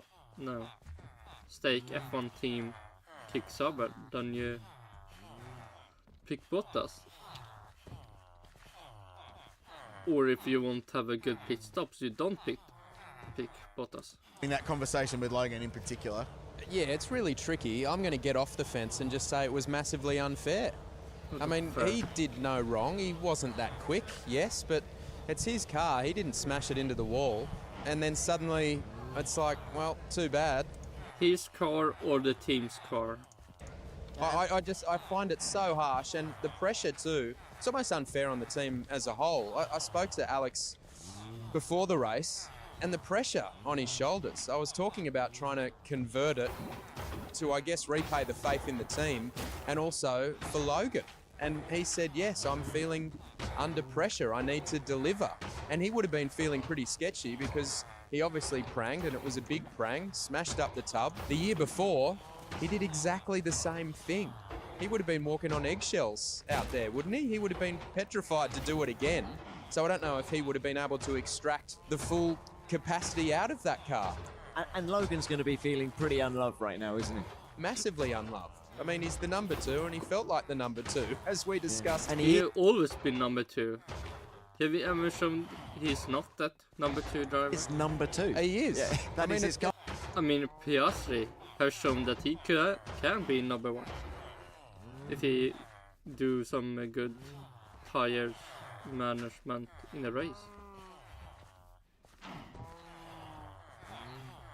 Or Russell can really show can be number 1. Sorry to have no. That's what I mean. Yeah. I mean, so there's no escaping it. He would go home with his tail between his legs, didn't get to race, and they end up with no points anyway. I think the interesting thing is is it going to even out in the wash somewhere down the road? Is it going to come back to Logan? At least 4 more buckets. It sure is a difficult call right now, and it's been watching Alex go through. He's had Logan at the forethought of his mind the entire weekend. That's not easy to do as a racing driver. It's also incredibly foreign territory for a racing driver. You focus on your race and your car alone. So, yeah, I hope it does some way find its karma to resume its normal course on that, and Logan gets something out of it. It's also hard to believe in this day and age that a team had enough parts for one car. As in my lifetime, I can't remember that happening before. So the idea that, 2 guys are sharing one car. That said, there are 8 of us here and only 3 microphones. So it feels about the same. Yeah. Do you know what? And the Williams team are going to be busy mending Alex Albon's chassis between now and Japan. I don't know this, but the implication would be that they're going to be having just 2 cars at the Japanese Grand Prix in a couple of weeks' time. It's a fast track. There's very little runoff. But TC, I want to ask you, what is this down to? As in, this is a very unusual problem. It doesn't happen all the time that there's only enough parts in this case for one car. Is it unpreparedness? Is it their focus? Is it really so hard to believe that a team can make this problem a reality? I mean, is it so hard to believe that Mercedes after 3 years still can't make a good car to win races? Yes. Or wait, it's not? It's already happened? Focusing on other development areas? Well, that's the point, I think. It's development. They kept developing this car as late as they could. They knew they were going to be up against it at the start of this year, but they took that decision. They said, let's keep developing this thing as late as possible. We're only going to have 2 cars for the start of the season. Don't crash it, lads. Oops. But that's where the problem has arisen, and I think there will be a change in strategy. Well, not next year, because I think a lot of the... I mean, all the stuff they had to do this or last year is probably done now. So they don't have to make same mistakes again. Or mistakes. They don't have to choose to do the stuff again. The cars are going to, run from this year to next year because the rules are the same, and the 26 rule changes is going to force them to focus on that. But I think it's been a bit of a wake-up call. James Vowles just a year into the job, and I think he's doing a great job. I think he will rue that decision. Damon, can you put yourself in Alex's shoes? Imagine stepping into a teammate's car after having 2 massive high-speed prangs around this track. How would you have handled that situation? And would you have gone flat out 100%? Is that the only way a race driver knows how to attack Formula One? I'm ruthless, Scott. I'm sorry, I can't say. You'd have won the race, wouldn't you? I'd take the car. Sorry, buddy. I'm better than you. That's the end of the story. I'm afraid I think I can be found guilty of doing something similar when I had my first drive with the Brabham team. And we shared cars. We had a spare car in those days. And my car broke down, and there was, I think the spare car broke down, and then Eric van der Poel at the British Grand Prix gave me his car, and I was supposed to give it back to him. But I didn't. But I honestly think this is now something that people are going to look at their contracts for. I think that, if it says in the contract, I will always be, the team will give me a car to race. And at all times, I will, if a situation like this arises, then it doesn't matter, sorry, that's my car, then I think that might be something they'll look at in the future. Where does Logan Sargent go from here, Damon? Everyone has to prove themselves. And I think that he's had a season, he was definitely looking like he was one of the drivers who weren't going to make it through, but James Vowles has given him the chance. Yeah. And he's an American driver, and I think the market in the States is huge. As we know, many of our listeners will be from the United States. They want to see an American driver in the sport. They're giving him a chance, they're giving him the best shot, and it's down to him now. But we're seeing headlines that, Mercedes might look to put their young 17-year-old star Kimi Antonelli in that Williams seat. Very hard for Logan Sargent to prove his worth when he can't actually drive the car. Joined very quickly now by RB team principal Laurent Mekies. What a day for you guys and for... This must be the Visa Cash App RB Formula 1 team management. What do you call it? Yuki finishing in the points. Look, it is a good day. No need to hide. Topping the midfield is one thing. Topping the midfield and getting the points is another thing. I think we've done everything we could this weekend. Yuki drove fantastically from the first time. Getting points and good he has been on the track in FP1 to how he executed the race. Very strong, very smooth, very calm, and it gave us the points. It gave us also the possibility to be quite close to Stroll on the Aston. We out-qualified both Astons yesterday. It was a surprise. We knew in the race they would go. But in the end, it's very good that we could finish the race in that way after 3 strong quali but more hectic races. So it's a good sign. Now, I know you only joined over the winter, but are the engineers telling you that Yuki has taken a step this year compared to last year? No. Yes, they are saying that, absolutely. Certainly, he's in the right place. He's in a good place right now. He's making very big steps in how he approaches the races, in the calm he has in the car, and he has been stepping up. So down. It is an important weekend for us. Also on the other side of the garage, Dan's pace today was good enough for points, and of course he started from the back, so it looks unnoticed, but it's very important that we pick up the right. I was so hoping that one Williams getting points and then 2 Visa Cash App RB Formula 1 teams getting points to making Ricciardo an happier Australian in Australia. Speed with him and give him a car he's comfortable with, and today he was able to have the pace that was good enough for points. Clearly a challenging start to the season for Daniel, who's so popular here. What are you looking from that side of the garage to get him up to that level and get him scoring points consistently alongside Yuki?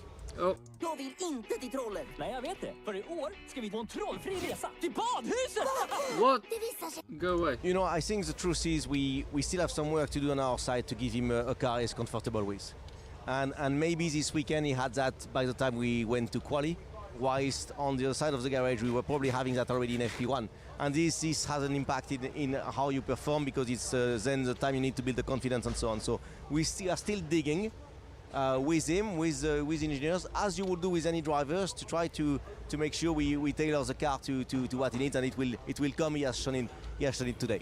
All right, Laurent, many thanks for dropping by. Safe travels, going back to Italy or heading up to Port Douglas, doing a bit of swimming No, Italy, Faenza, and then England, Bicester, and then Japan. And then Japan, okay. Exactly. The truth is, as good as the result of today was, we are under no illusion that in Japan it's press the reset button again, 10 cars within 1/10, and you could be P18 without before you know it. So it's only when you nail everything that you can hope to top that group, and luckily that's what we had today. Well done today. Thank you. Think of the air miles you're about to clock up. Thank you, Laurent. So Yuki Tsunoda finishes 7th, and Laurent, pretty upbeat about his performance. Yuki was good this weekend. Executed qualifying really well, didn't he? Fair to say, got the most out of the RB, I think, this weekend.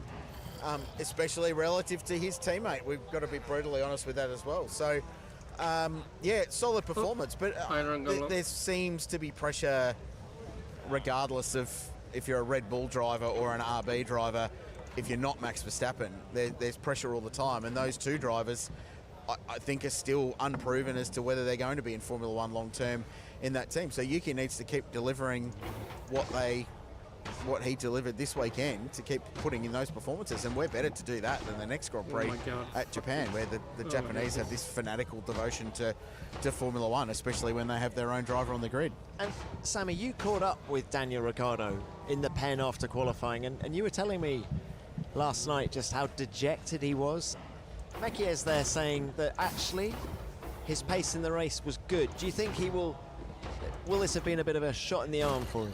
He was dejected. I mean, we've seen a pretty flat Dan all weekend, I think it's fair to say. I think the race would have buoyed him a fair bit. I think also, I think genuinely the sight of the Red Bull seat, I think it's maybe just had him lose a little bit of focus on him as a driver. I think he needed to concentrate more on himself and how he gets speed, rather than sort of Red Bull, will this happen, will it won't happen, etc. So I think maybe that's crept into it a little bit. It's hard to say, but yeah, he just needs to really go back to basics and just find himself in the car. No. Ultimately, though, TC, and this hurts. Daniel's problem started when he breached the track limits in qualifying, lost his lap time, lost that opportunity. Yeah, that was... Man. If the lap didn't get deleted, could his race been more fun?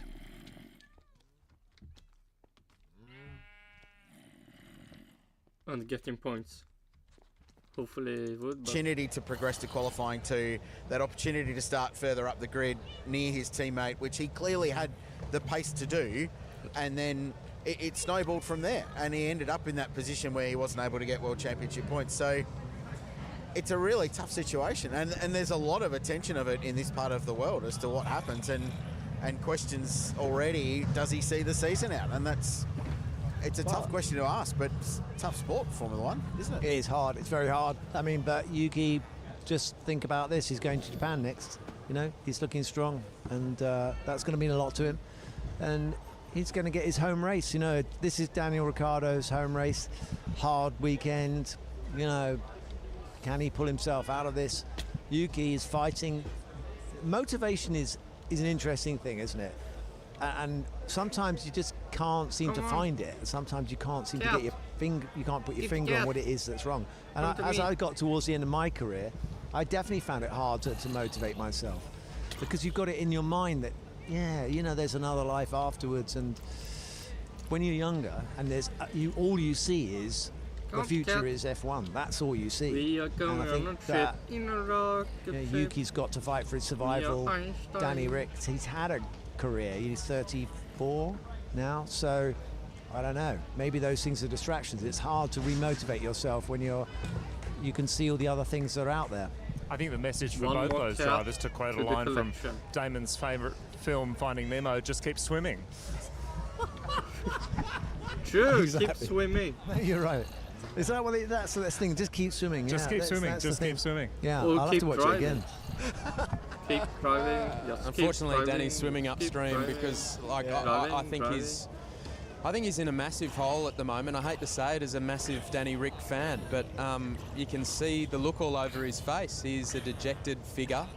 He got that love back when he was here last year, and he saw what he was missing out on, and I think he believed going back into that Red Bull stable, shall we say, that it was all just going to come to him again. He was in exactly the same position when he was in McLaren. Remember how hard he was battling away, and then somehow he... Don't come with these lies. It's not equal to McLaren pace. You already have good races in Alpha Tauri. You have not done a good race in Visa Cash Up RB Formula 1 team. But that day will happen. Hopefully. Oh my god, that scared me so much.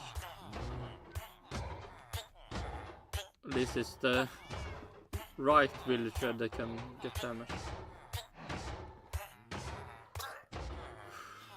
That's so scary. I mean, I don't want to get killed by an iron golem.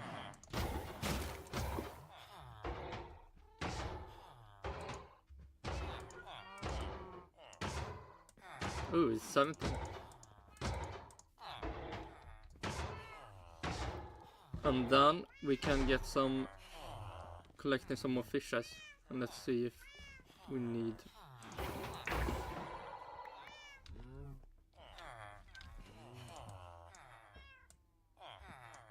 See, 19. Let's pick that up. We don't need to do anything else, and then we just Jag that victory, and it seemed to right all the wrongs, but we know that it didn't work out in the end. I know there's pressure coming. I mean, there's rumours flying around that he's got until Miami to prove himself. That's how cutthroat this Red Bull environment. Really? Is it really that bad for Daniel Ricciardo? Or that bad? Maybe you should say that good. But really? Will they really? That's weird. But okay, sure. I hope that's not the case. But he's fighting to stay in Formula One.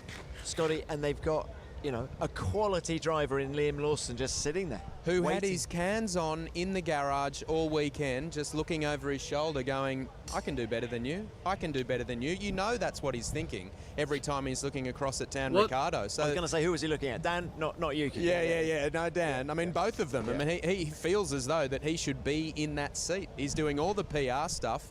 He's a good-looking rooster, rocking through here. I think he's marketable, so maybe that's perfect for RB. But unfortunately for Dan Ricciardo, I hope he can turn it around in Japan. But Jag gillar Tesa självhäftande spikar. Det är slut med böjda spikar eftersom de är enkla att hänga upp. Really? Och har ett pålitligt fäste. Tesa självhäftande spikar. Enkelt, säkert, inga hål. Tesa. Ta-da!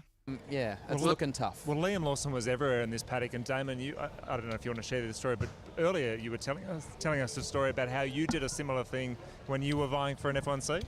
That's right. So when Nigel had left, decided he was going to leave the team at Williams in '92, and there was a drive going at Williams, and I was in the frame, and I was their test driver, I thought, you know, I can't just leave this to chance. I can't wait for Frank to... So I flew down to Australia for the weekend to Adelaide in '92 and just hung around the back of the garage going, hi, Frank, you know, remember me? I'm your test driver. And it must have had some effect. I don't know. I mean, it was worth doing. I was a bit jet-lagged, but...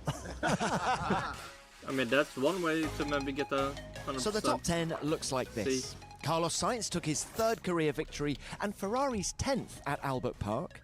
Ferrari teammate Charles Leclerc was second and Lando Norris completed the podium for McLaren. Hometown hero Oscar Piastri was fourth, with Sergio Perez fifth in the only surviving Red Bull. Lance Stroll was sixth for Aston Martin and Yuki Tsunoda seventh for RB, with Fernando Alonso dropping to eighth after his 20-second penalty. And it was a great day for Haas, with Nico Hülkenberg coming home ninth and Kevin Magnussen 10th.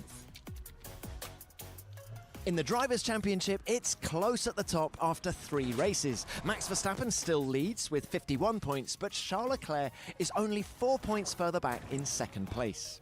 Sergio Perez is 1 point further back again in third, with Melbourne winner Carlos Sainz fourth on 40 points. Oscar Piastri is fifth on 28, just 1 point ahead of his McLaren teammate Lando Norris. George Russell is seventh, Fernando Alonso eighth, Lance Stroll ninth, and Lewis Hamilton 10th. In the Constructors' Championship, there are only 4 points separating Red Bull and Ferrari in second. A double points finish for McLaren solidified their third place in the table, while 2 DNFs for Mercedes leaves them in fourth, just 1 point ahead of Aston Martin in fifth. RB are now sixth with 6 points, and Haas are seventh on 4 points, while Williams, Sauber and Alpine have yet. Williams having 4 points, that's bad. That's not funny. Let's make some buckets. And now we'll probably make more buckets, but now We will go...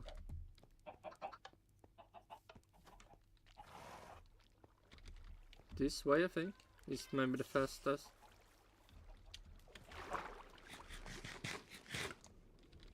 Get to score. And look, one last thing before we go. We do it every Grand Prix review. Have a think, lads. Your driver of the day. Where are we going with that? Damon, where are you going to start? Yuki Tsunoda. Sainz. Carlos Sainz, easy. Is Damon speaking for everybody? Absolutely everyone. And I think then he removes a kidney, donates that for the next one, and finishes on top again. I mean, just give away body parts and finish on top of the podium. Tim, any thoughts? Just Carlos Sainz again? No, my driver of the day is my Uber driver who is out the front and has been waiting 2 hours for this episode to finish. TC, I reckon we're done. 2 hours. All right, guys, thank you very much. Man, he waited 2 hours when he just 1 hour. That's depressing. Your time. See you next year. Thanks, TC. So that is the Channel 10 mob. And of course, thank you very much to all of you for listening. This show is nothing without you. And remember, you could be at a race this season and watch the drama unfold. I believe you. It's actually nothing without the people that are watching. And without you, it would still be good. We have here in Melbourne, Japan, China, Miami, Imola, and the rest of the year is now on sale. Go to tickets.formula1.com to book your seat. Meantime, we'll be back next Monday with our preview to the Japanese Grand Prix. See you then. Thank you for listening. F1 Nation is produced by Formula One and Audio Boom Studios.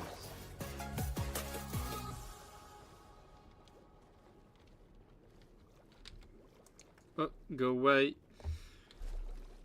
And now is that done? That could been more fun.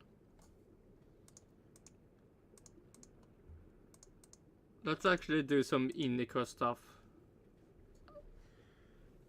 So IndyCar have the 1 million challenge, and it was a lot of nothing. It was, I don't know what to call it. Worse than what IndyCar usually are. So that's really bad. So let's see what someone that actually like IndyCar think about that race. Oh shit, we also need sounds. Coverage today is brought to you by the members of the DL500 Club. For just $10 a month, you get exclusive content and send me to all the races. Well, welcome to one of the many garages hosting all sorts of treasures. I believe he will talk about something about the race. Hopefully. But let's see. Here at the Thermal Club for IndyCar's $1 million challenge, a prize pool of over $1.3 million across the entire 27-car field. The winner tomorrow will take home over $500,000 for a victory. And we've got a ton of stuff to talk about because this event has been discussed. It's been speculated really about. There's been all sorts of rumors and innuendos. We'll try to get to the bottom of some of that today. And I just wanted to start off with some of my thoughts about this particular event because like you may have heard in my my video with Connor Daly yesterday where we kind of discussed broader sense the state of IndyCar. You know, I was a bit skeptical coming into this thing because I think most of us were, right? You go, okay, you know, and I had been to the Thermal Club before. I knew what this track was. I've driven around it. I got to spend... I mean, this... Yeah, what can you say?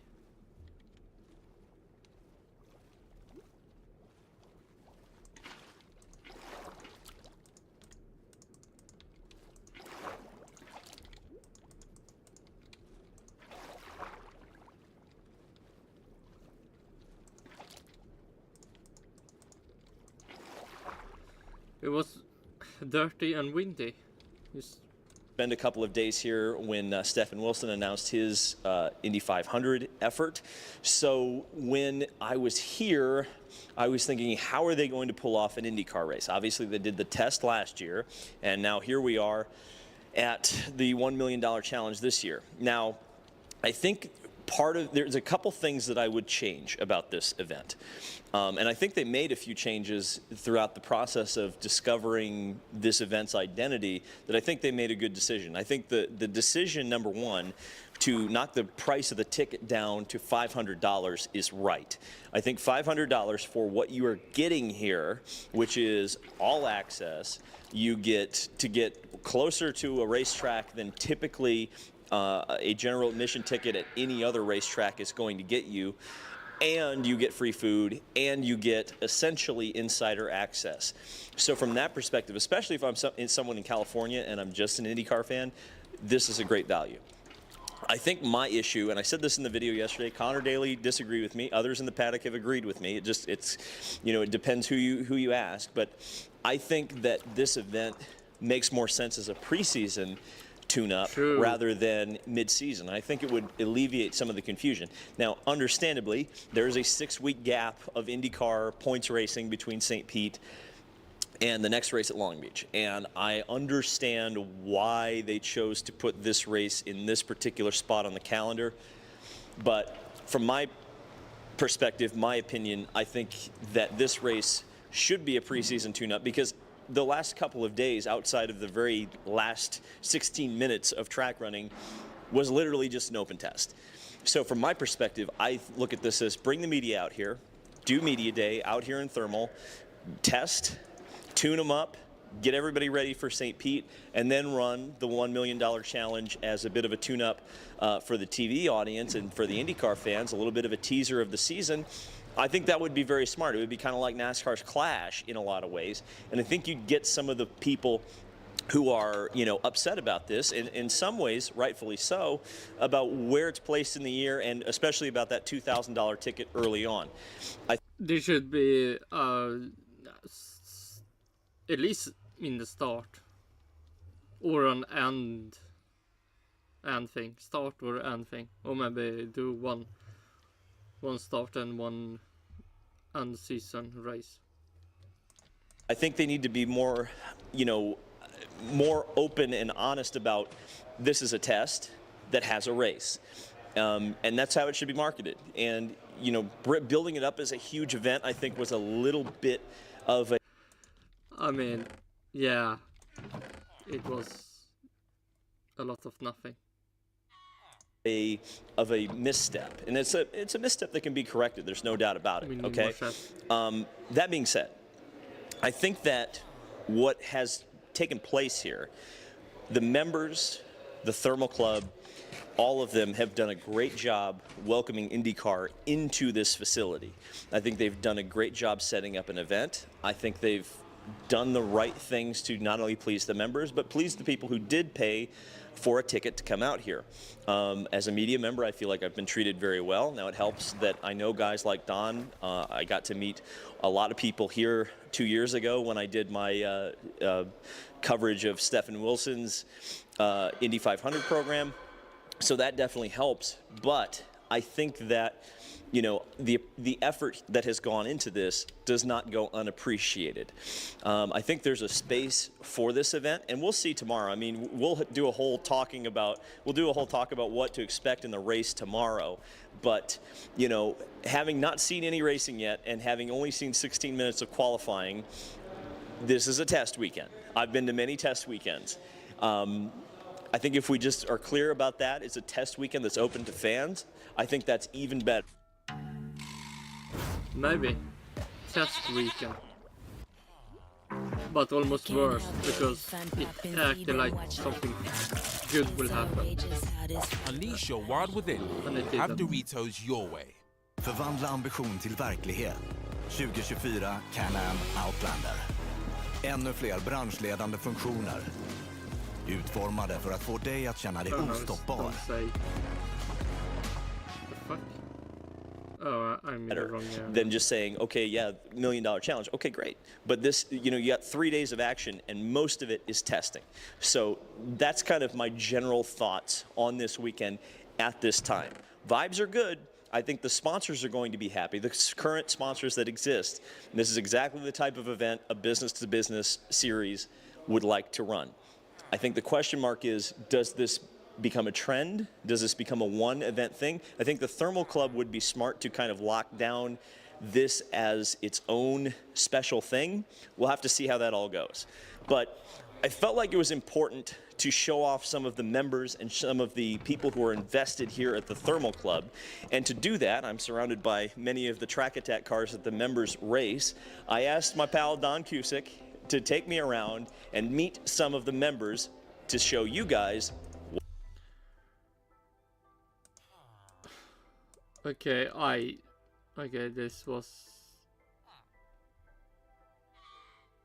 okay. I expected something more. Oh shit.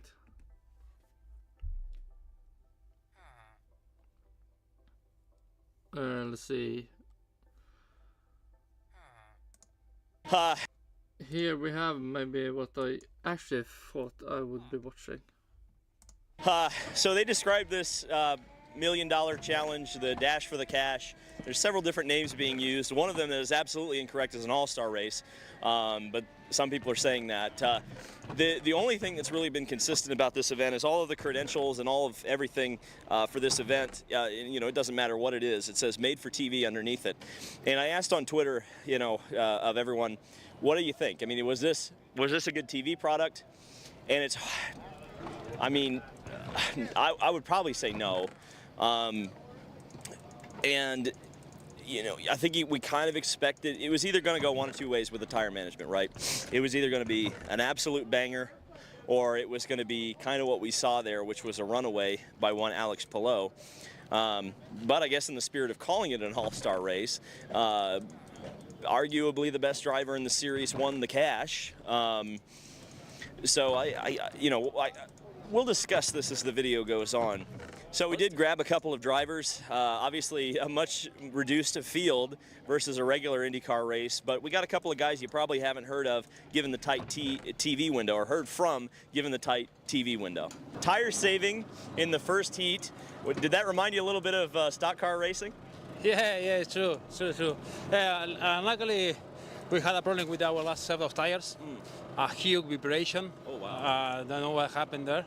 It's a shame because the car was really good the whole weekend. I was really fast during the heat one and during the practice. But we finished at top 10, my first top 10. I'm happy, mixed with the top teams too. So we had a really good weekend so far. Yeah, you mentioned that both cars were fast all week long. I mean, what was the difference here versus everywhere else?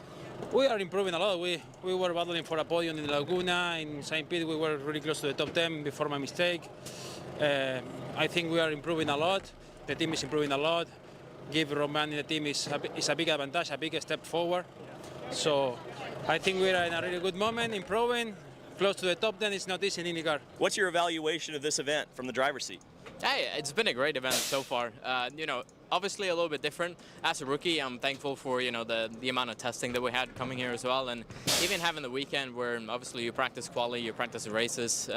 You know, it's great for me, and I think as a series as well, it's kind of fun that they try to explore different avenues and see what we can do to spice it all up. So it's been almost like the sprint race in Formula 1. It's a lot of nothing. Who cares? It rarely makes the race more interesting. It's been a good weekend so far. And what was your kind of strategy? Was it tire saving, or was it go like hell? What was the or were you in the middle ground somewhere? Yeah, well, it was go like hell, and then everybody else started to tire save, and I think we were kind of like the last one not to do it, so then we decided to bail on the, you know, push like hell strategy and start to tire save kind of halfway through. And then in the other one, it was just about, you know, managing whatever you had left. And obviously you got some guys charging hard, and some people I think started to fall off a little bit, but we were kind of in that middle ground. So yeah, happy to walk away with, I think, 6th or whatever we finished. Okay, so here's where things get a little bit, you know, difficult, because, you know, I'm not someone who necessarily just always wants to be bashing things, and certainly I think focusing on the positives to begin with, Thermal Club rolled out the red carpet for this entire series. And I think they should be commended for putting on an event that I think is worthy of the $500 ticket price that they were asking. The sightlines, great for every spectator. Access, unbeatable. Food, free. Drinks, free. Free stuff. You get to feel like you're a part of, very much a part of this paddock. And so that's what you're paying for an entire weekend, by the way. Some people were confused when I said it was $500. It's $500 for the weekend. So it was originally $2,000. That was completely the wrong price, way too much money. $500, I think it's right in that sweet spot of your access, that you're getting, the free stuff that you're getting, makes a lot of sense. But again, like I said off the top, this event continues to be marketed as made for TV. It's everywhere. And was that a good TV product? The honest question. I don't think it was. Especially that first, the first stage. I guess we'll just use the NASCAR terminology because we had a halftime break today. The first stage of the finale, the first 10 laps, he had a lot of guys saving. Some people not knowing the rules. Pietro Fittipaldi was tossed from the race for underfueling his car. That was a no-no. Did anyone really understand or know the rules? I didn't. And I supposedly cover this series for a living, right? So there were some things that were odd about the procedure. I think the heat races were pretty interesting. I thought it was fun to see the drivers racing to get in. I mean, obviously, if you've ever been to an open wheel, a dirt race, or even like a sprint car, Silver Crown race, they do that stuff. And it's cool. I like it. I like that style of racing. Does it work does it totally translate on a road course? Probably not. But I think my suggestion would be, I don't think the finale should be 20 laps. I think it should be 10. And I think you should use the tires that you used in the heat race to transfer to the main. So essentially it is one race between the two heat races, but you don't ever have to change tires. And I think the tire change was what kind of screwed this up, because everybody in that first stint, not everybody, but a whole lot of drivers were using a very discretionary tire management. And if you're making a made for TV event, you can't have guys putting around 30 seconds off of the pace. Now, the strategy was interesting for guys like Colton Herta, guys like Agustin Canapino, who we heard from earlier. Yeah, that was who tried. God damn it! The only thing that was interesting. Could have heard that. I mean, did something different, but man, did nothing. Something different. Tried to save tires and tried to do something, and it paid off for Herta. He got much higher in the money than he would have ended up, getting. So I just there's some things to like about this, and there's some things to not like about it. I don't know how the teams are going to feel about it. We heard Romain Grosjean after he got taken out down here by Scott Dixon. Who's going to pay for my car?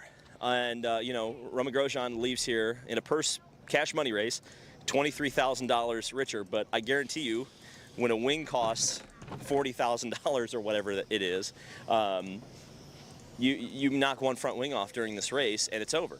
And not only that, kind of Mother Nature intervened as well. This morning, a dust storm ripped through the paddock and destroyed a whole bunch of tents from the teams. Who's going to pay for that, right? Is that $23,000 worth of damage? So it's tough racing for prize money. Like I said yesterday, I think this is better probably pre-season. It makes more sense as a bit of a teaser for the IndyCar season, and it gives everybody a test day, have media day out here, take all the pictures, do all that stuff. I think that's a good idea. But I think if they're going to do a race, they're going to have to figure out probably a better format. And understandably, IndyCar hasn't run a non-points race since 2008, and really that should have been a championship event. It was run to the exact same rules that the rest of the 2008 season was run to. And then you're going back to the Marlboro Challenge, like I said yesterday, to find a race that's similar. That was held at Laguna Seca and Nazareth, and those are tracks that we have a lot of data on. We understand what the racing's going to be like, and obviously we didn't understand what the racing was going to be like here. Tires for the second weekend, and really just conservation racing we've seen in IndyCar. I don't think that is not just a thermal problem, I should say. Wow, look at that big bird coming in. I just want to just show that off real quick. That's wow. Now, I'm not an aviation nerd by any stretch of the imagination. All I know is that that's a cool plane. That is a cool plane.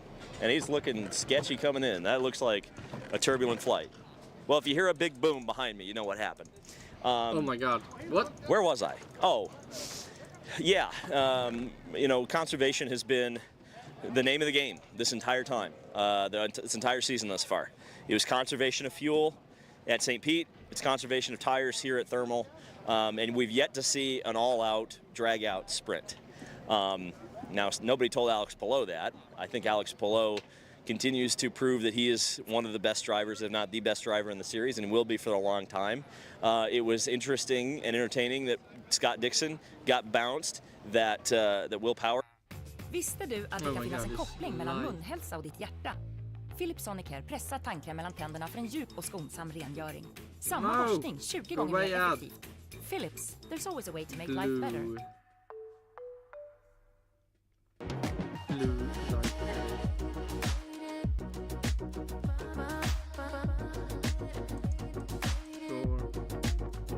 Go away. Got bounced, that Pato Award got bounced. I don't know. I'm interested to see what the public perception is, because at least during the race, people were being very negative, and I don't necessarily blame them. Like I said, I think the big folly that this race had was they overhyped it. Like I said yesterday, I think you gotta promote this as a test with a race, and if it's a preseason tune-up, that makes it even better, because then there's no expectations. It's like, hey, you know, we're racing in February. That's cool. And some people said that Thermal's too cold in February. Maybe that's the case. I don't know. Green, yellow. We'll just have to wait and see. I mean, if the IndyCar season doesn't start till the middle of March anyway, do it March 1st. I don't know. Yeah. So, you know, we'll see what happens over the next 12 months. I'm very curious to hear, as the weeks and months go on, what the paddock thinks of this. I think that from a sponsorship, from a schmoozing standpoint, from a fan standpoint, it's a pretty good deal. From a television standpoint, it's missing the mark. I think that's my quick and dirty evaluation, standing here in the pits at Thermal 10 minutes after the race end. So thank you guys so much for watching. This has been David Land on YouTube. Thank you guys, especially the members of the DL 500 Club. I would not have been able to do any of this without you guys. It's the last month has really taken a lot out of me. I've just gotten sick. I don't know if you were able to tell this through the video. I think I might be allergic to money, which is why I keep coming to IndyCar races and covering them. But you know, so hopefully by the time we get around to the Indianapolis 500, and of course the test is in a couple of weeks, and you know, my energy level is going to be through the roof. I cannot wait to see cars on the Indianapolis Oval again. Looks like it's going to be 35 cars. We're not quite sure on the identity of the driver or team combination that the 35th is going to be. It's going to be something from Dale Coyne. We just don't know exactly what that's going to be yet. It's probably Catherine Legg, but there's some other drivers that have a chance of getting that seat. We'll see who's in the seat 2.5 weeks from now when we cover the Indy 500 Open Test. So thank you guys so much for watching as another plane flies over, and I'll see you in the next video. Okay, that was, I mean, yeah, they really shouldn't even talk about it was a race, because it was so weird, a lot of nothing, and it was like, yeah, I mean, in my opinion, IndyCar isn't that interesting. Almost like F1 can mostly be. When a race, when a lot of nothing happens. Almost like Australia, almost nothing happened. Then it's like, don't pretend it was anything than nothing. It was not a race.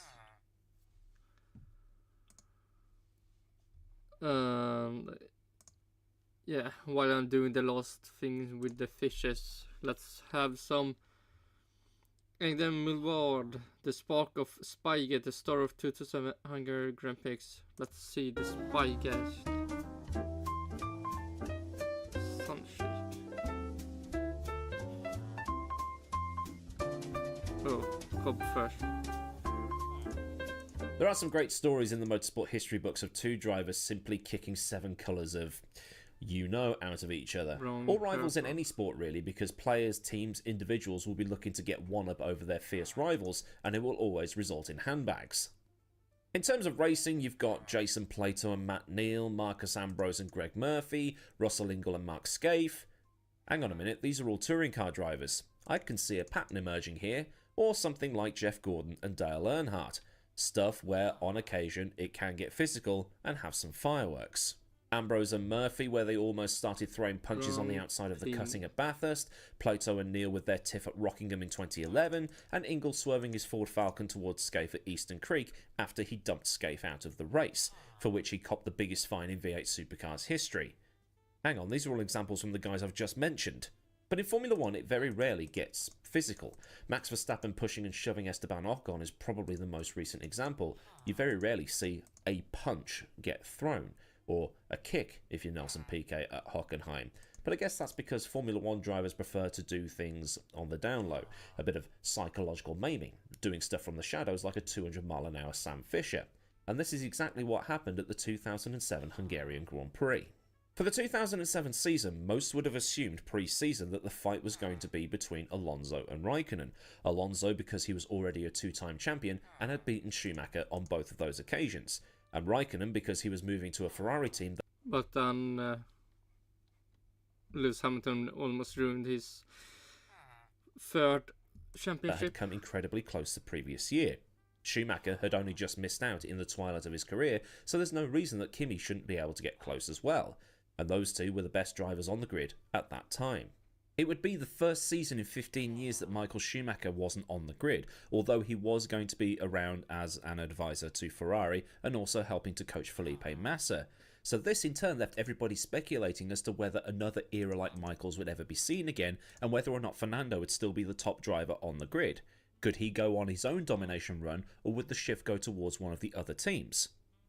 With BMW now at Sauber, where would they end up after being with Williams? There was also some decent young drivers on the grid coming through, and now all the cars were on Bridgestone rubber. So how would the cars that had been running Michelins for the last 5 or 6 years adapt?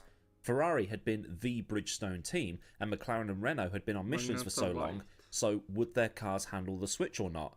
Would Ferrari have been given a little bit of a head start? However, there was a wild card, a 22-year-old kid from Stevenage who had come up through McLaren's youth programme and had won GP2 the previous year.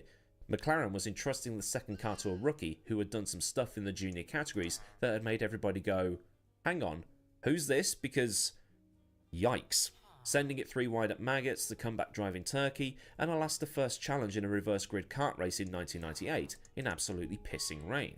But at the same time, people were thinking, nah, this is Alonso's team. He's the world champion. He's going to be the one they favour, because not many people get to win titles with 2 different teams. Very few go back-to-back with 2 different teams. This guy will do as he's told, and he'll be Alonso's rear gunner. He's another David Coulthard. So imagine the shock when this kid sent it around the outside of Alonso turn 1 of his first ever Formula 1 Grand Prix. But it was clear that this driver pair had something over the rest of the field. At the same time, there was going to be the inevitable bust-ups. On one hand, you've got Alonso. He's the world champion and should, by default, be the team leader. Yes. But on the other side is this kid, Lewis Hamilton, who was Ron Dennis's pet project and the most exciting new prospect since Schumacher, who had, ironically, retired the season before. Both drivers were trading places at the top of the standings, with the McLarens lapping the entire field at Monaco before the Canadian Grand Prix, where Hamilton took his first ever win. Alonso, meanwhile, sustained damage early on in that race where he overdid it into turn 1 and damaged his floor cutting across the grass. Now, I've had to go back and re-watch that footage so I know exactly what happened there, because I was always under the assumption that Lewis forced Fernando wide, causing him to take avoiding action across the grass. But in reality, Alonso straight up blew the corner, had to go across the grass and ended up damaging his floor. He lost the position to Nick Heidfeld at the start, and then later on in the race lost the position to Takuma Sato, who was in a Super Aguri. It was a weird race. Ferrari did come back at the French and British Grand Prix before Alonso took only his 3rd win of the season at the Nürburgring, a race that I've covered in the last 12 months or so. You know, the one where Markus Winkelhock led in a spiker and then a multitude of cars went off in the pouring rain at turn 1, in a, very scary foreshadowing of the events of Japan 2014. After that race, Hamilton led Alonso by just 2 points. 70 placed 68, with Massa in third on 59 and Kimi on 52. Interestingly, despite Kimi being rapid over one lap as he often was at McLaren, Massa had got more pole positions in 2007 so far, and both of them had 2 wins apiece. But things had got tense even before the teams had arrived in Hungary. After the Monaco Grand Prix, Hamilton had made a comment regarding team orders costing him his first World Championship victory. I can't find the transcript of that particular interview, so I don't know whether the tone was, yeah, I had the potential to win today, but the team orders were such yada yada yada yada, it's a great win for the team, #bless, best fans, and so on. Or if it was, oh man, I was straight up screwed today. Either way, Alonso was rattled by those comments. Nobody was counting on how fast Hamilton was going to be that year.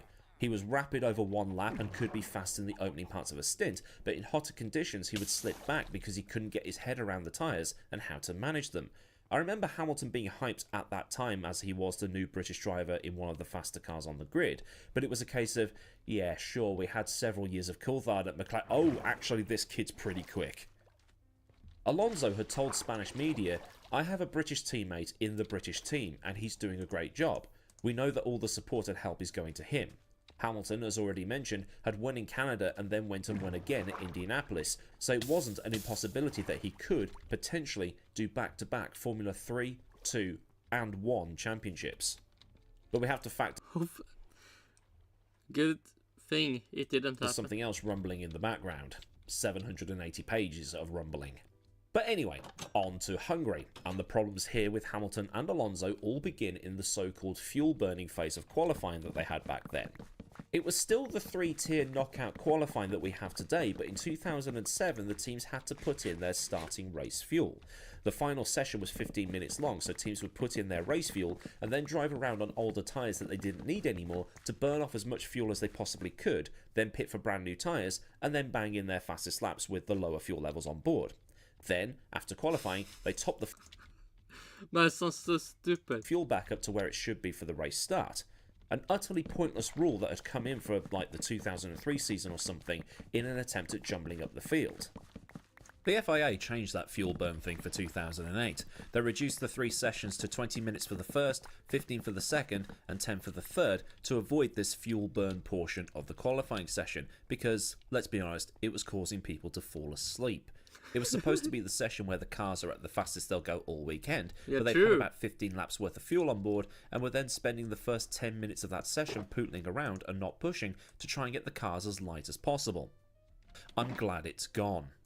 McLaren, meanwhile, had this system where at certain really tracks stupid. one of the cars would be given an extra lap of fuel, and they also had a system where one of the drivers would go out first, the other one second, and then they swap around and then do it again and again and again and again. A lot of other teams have this, and it can cause a bit of a problem at places like Monza where you need a tow.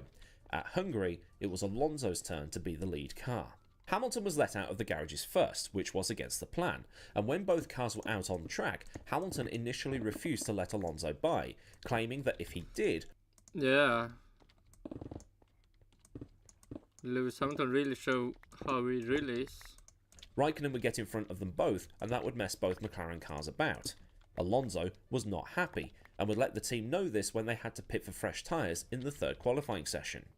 In the third session, Hamilton had been the quicker driver, and the final laps with the maximum amount of rubber on track and also the lower fuel levels were almost guaranteed to be faster. Vi har björn, vi har järn. Håll dig nära nu, Rolf. Till nästa år nu har jag bokat 8-9 tusen plan. Herregud vad träd. Nej men jag har väl varit uppe på 30 meter kanske. Nej, så mycket. Jag tar, nej vänta här nu. Go away. Åh gud. Din härliga stund med Lindor från Lind. And Alonso probably knew this too. So when the two cars came round to take their tyres, it should have been a case of bolt Alonso's tyres on and send him out, which gives him more than enough of a gap to Hamilton, and both cars would have enough time to get round and start a lap before the time expires. So long as they start the lap before the red lights come on, they'll be fine. Remember Russia a few years back when Hamilton crossed the line with about 3 seconds to spare? So Alonso comes into his pit box, Hamilton is in behind as they double stack, and Alonso takes his brand new tyres. When the lollipop went up, Alonso stayed there. He was there for 1 second, 2 seconds, 5 seconds, and then 10 seconds. And then he went.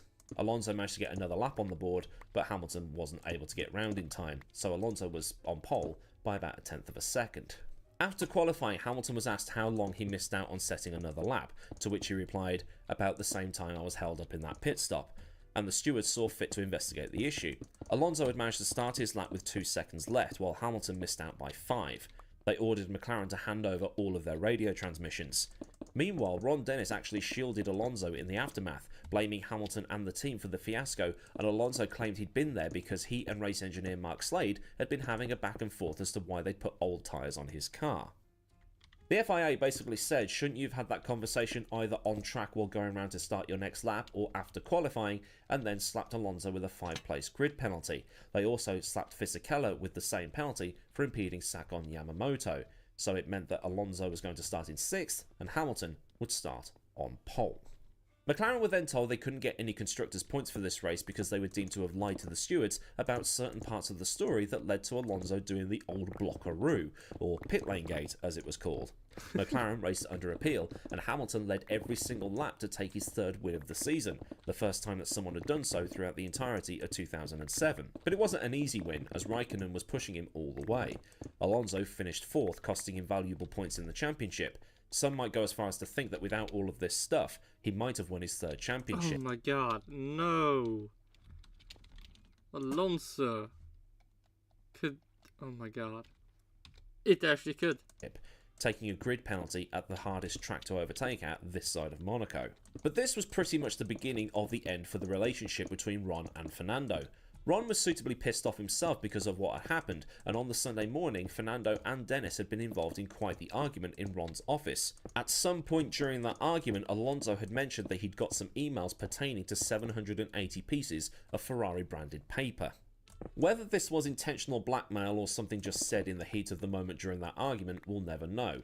That is, unless a tell-all book is released. But either way, Ron, on hearing this information, decided, bollocks, I need to tell Max about this. So he calls up Mosley and says, look, this has happened, and this opened up the arc to the point where everybody's face melted. This probably caused a switch in the dynamic at McLaren as well. Lewis had been leading the 2 drivers, and Dennis effectively said, right, get Lewis to the championship. I still want a McLaren driver winning this. And they ended up racing Fernando more than Ferrari, to the point that Hamilton's car went sliding into the gravel in China to drop points to Raikkonen and effectively lose himself the title. Although some people think that this was deliberately fluffing things because, you know, $100 million, booted out the championship and still winning a driver's title would not have been a good look. Dennis also said in 2015 that it was Lewis that fired the first shots, but doing so by being quick. In a 2010 interview, he said that Fernando hadn't been expecting Lewis to be that fast and that Alonso had been calculating everything, but when he saw how quick that Lewis had been, that started to get under his skin. But as already mentioned, this was probably the least of McLaren's concerns throughout the 2007 because of the whole Spygate thing and the resulting fines and being kicked out the championship and everything else that came with it. Although, looking at the Spygate thing and seeing what was allegedly said and bits and pieces like that, it looks like the fallout from Spygate might have been personal as well. The 2007 season, where you didn't need Netflix to cause drama. So then, a look at the 2007 Hungarian Grand Prix and how it was the catalyst for the explosion that was Spygate. If this has taught you something new about days gone by, then do like the video so I know a good job was done. And if you want to see more from the channel, you know, subscribe, get that bell on, so you never miss out on anything else I do around here. So it will be soon, could Alonso have won the 2007 Grand Prix? No, championship. Oh my god. He could have fist band, man. Yeah, but let's see, we put this one here and then we eat something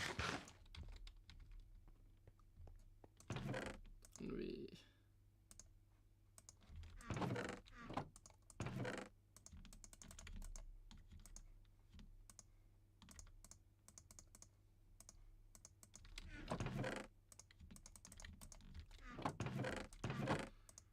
put this away and then we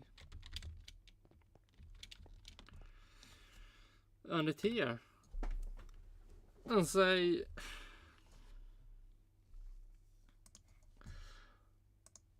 hopefully more fun stuff will happen, but this is, let's see, it's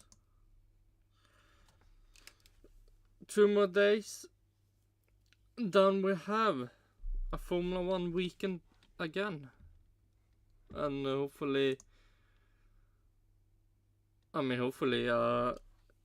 no race win in Japan, but probably not, but you can always hope.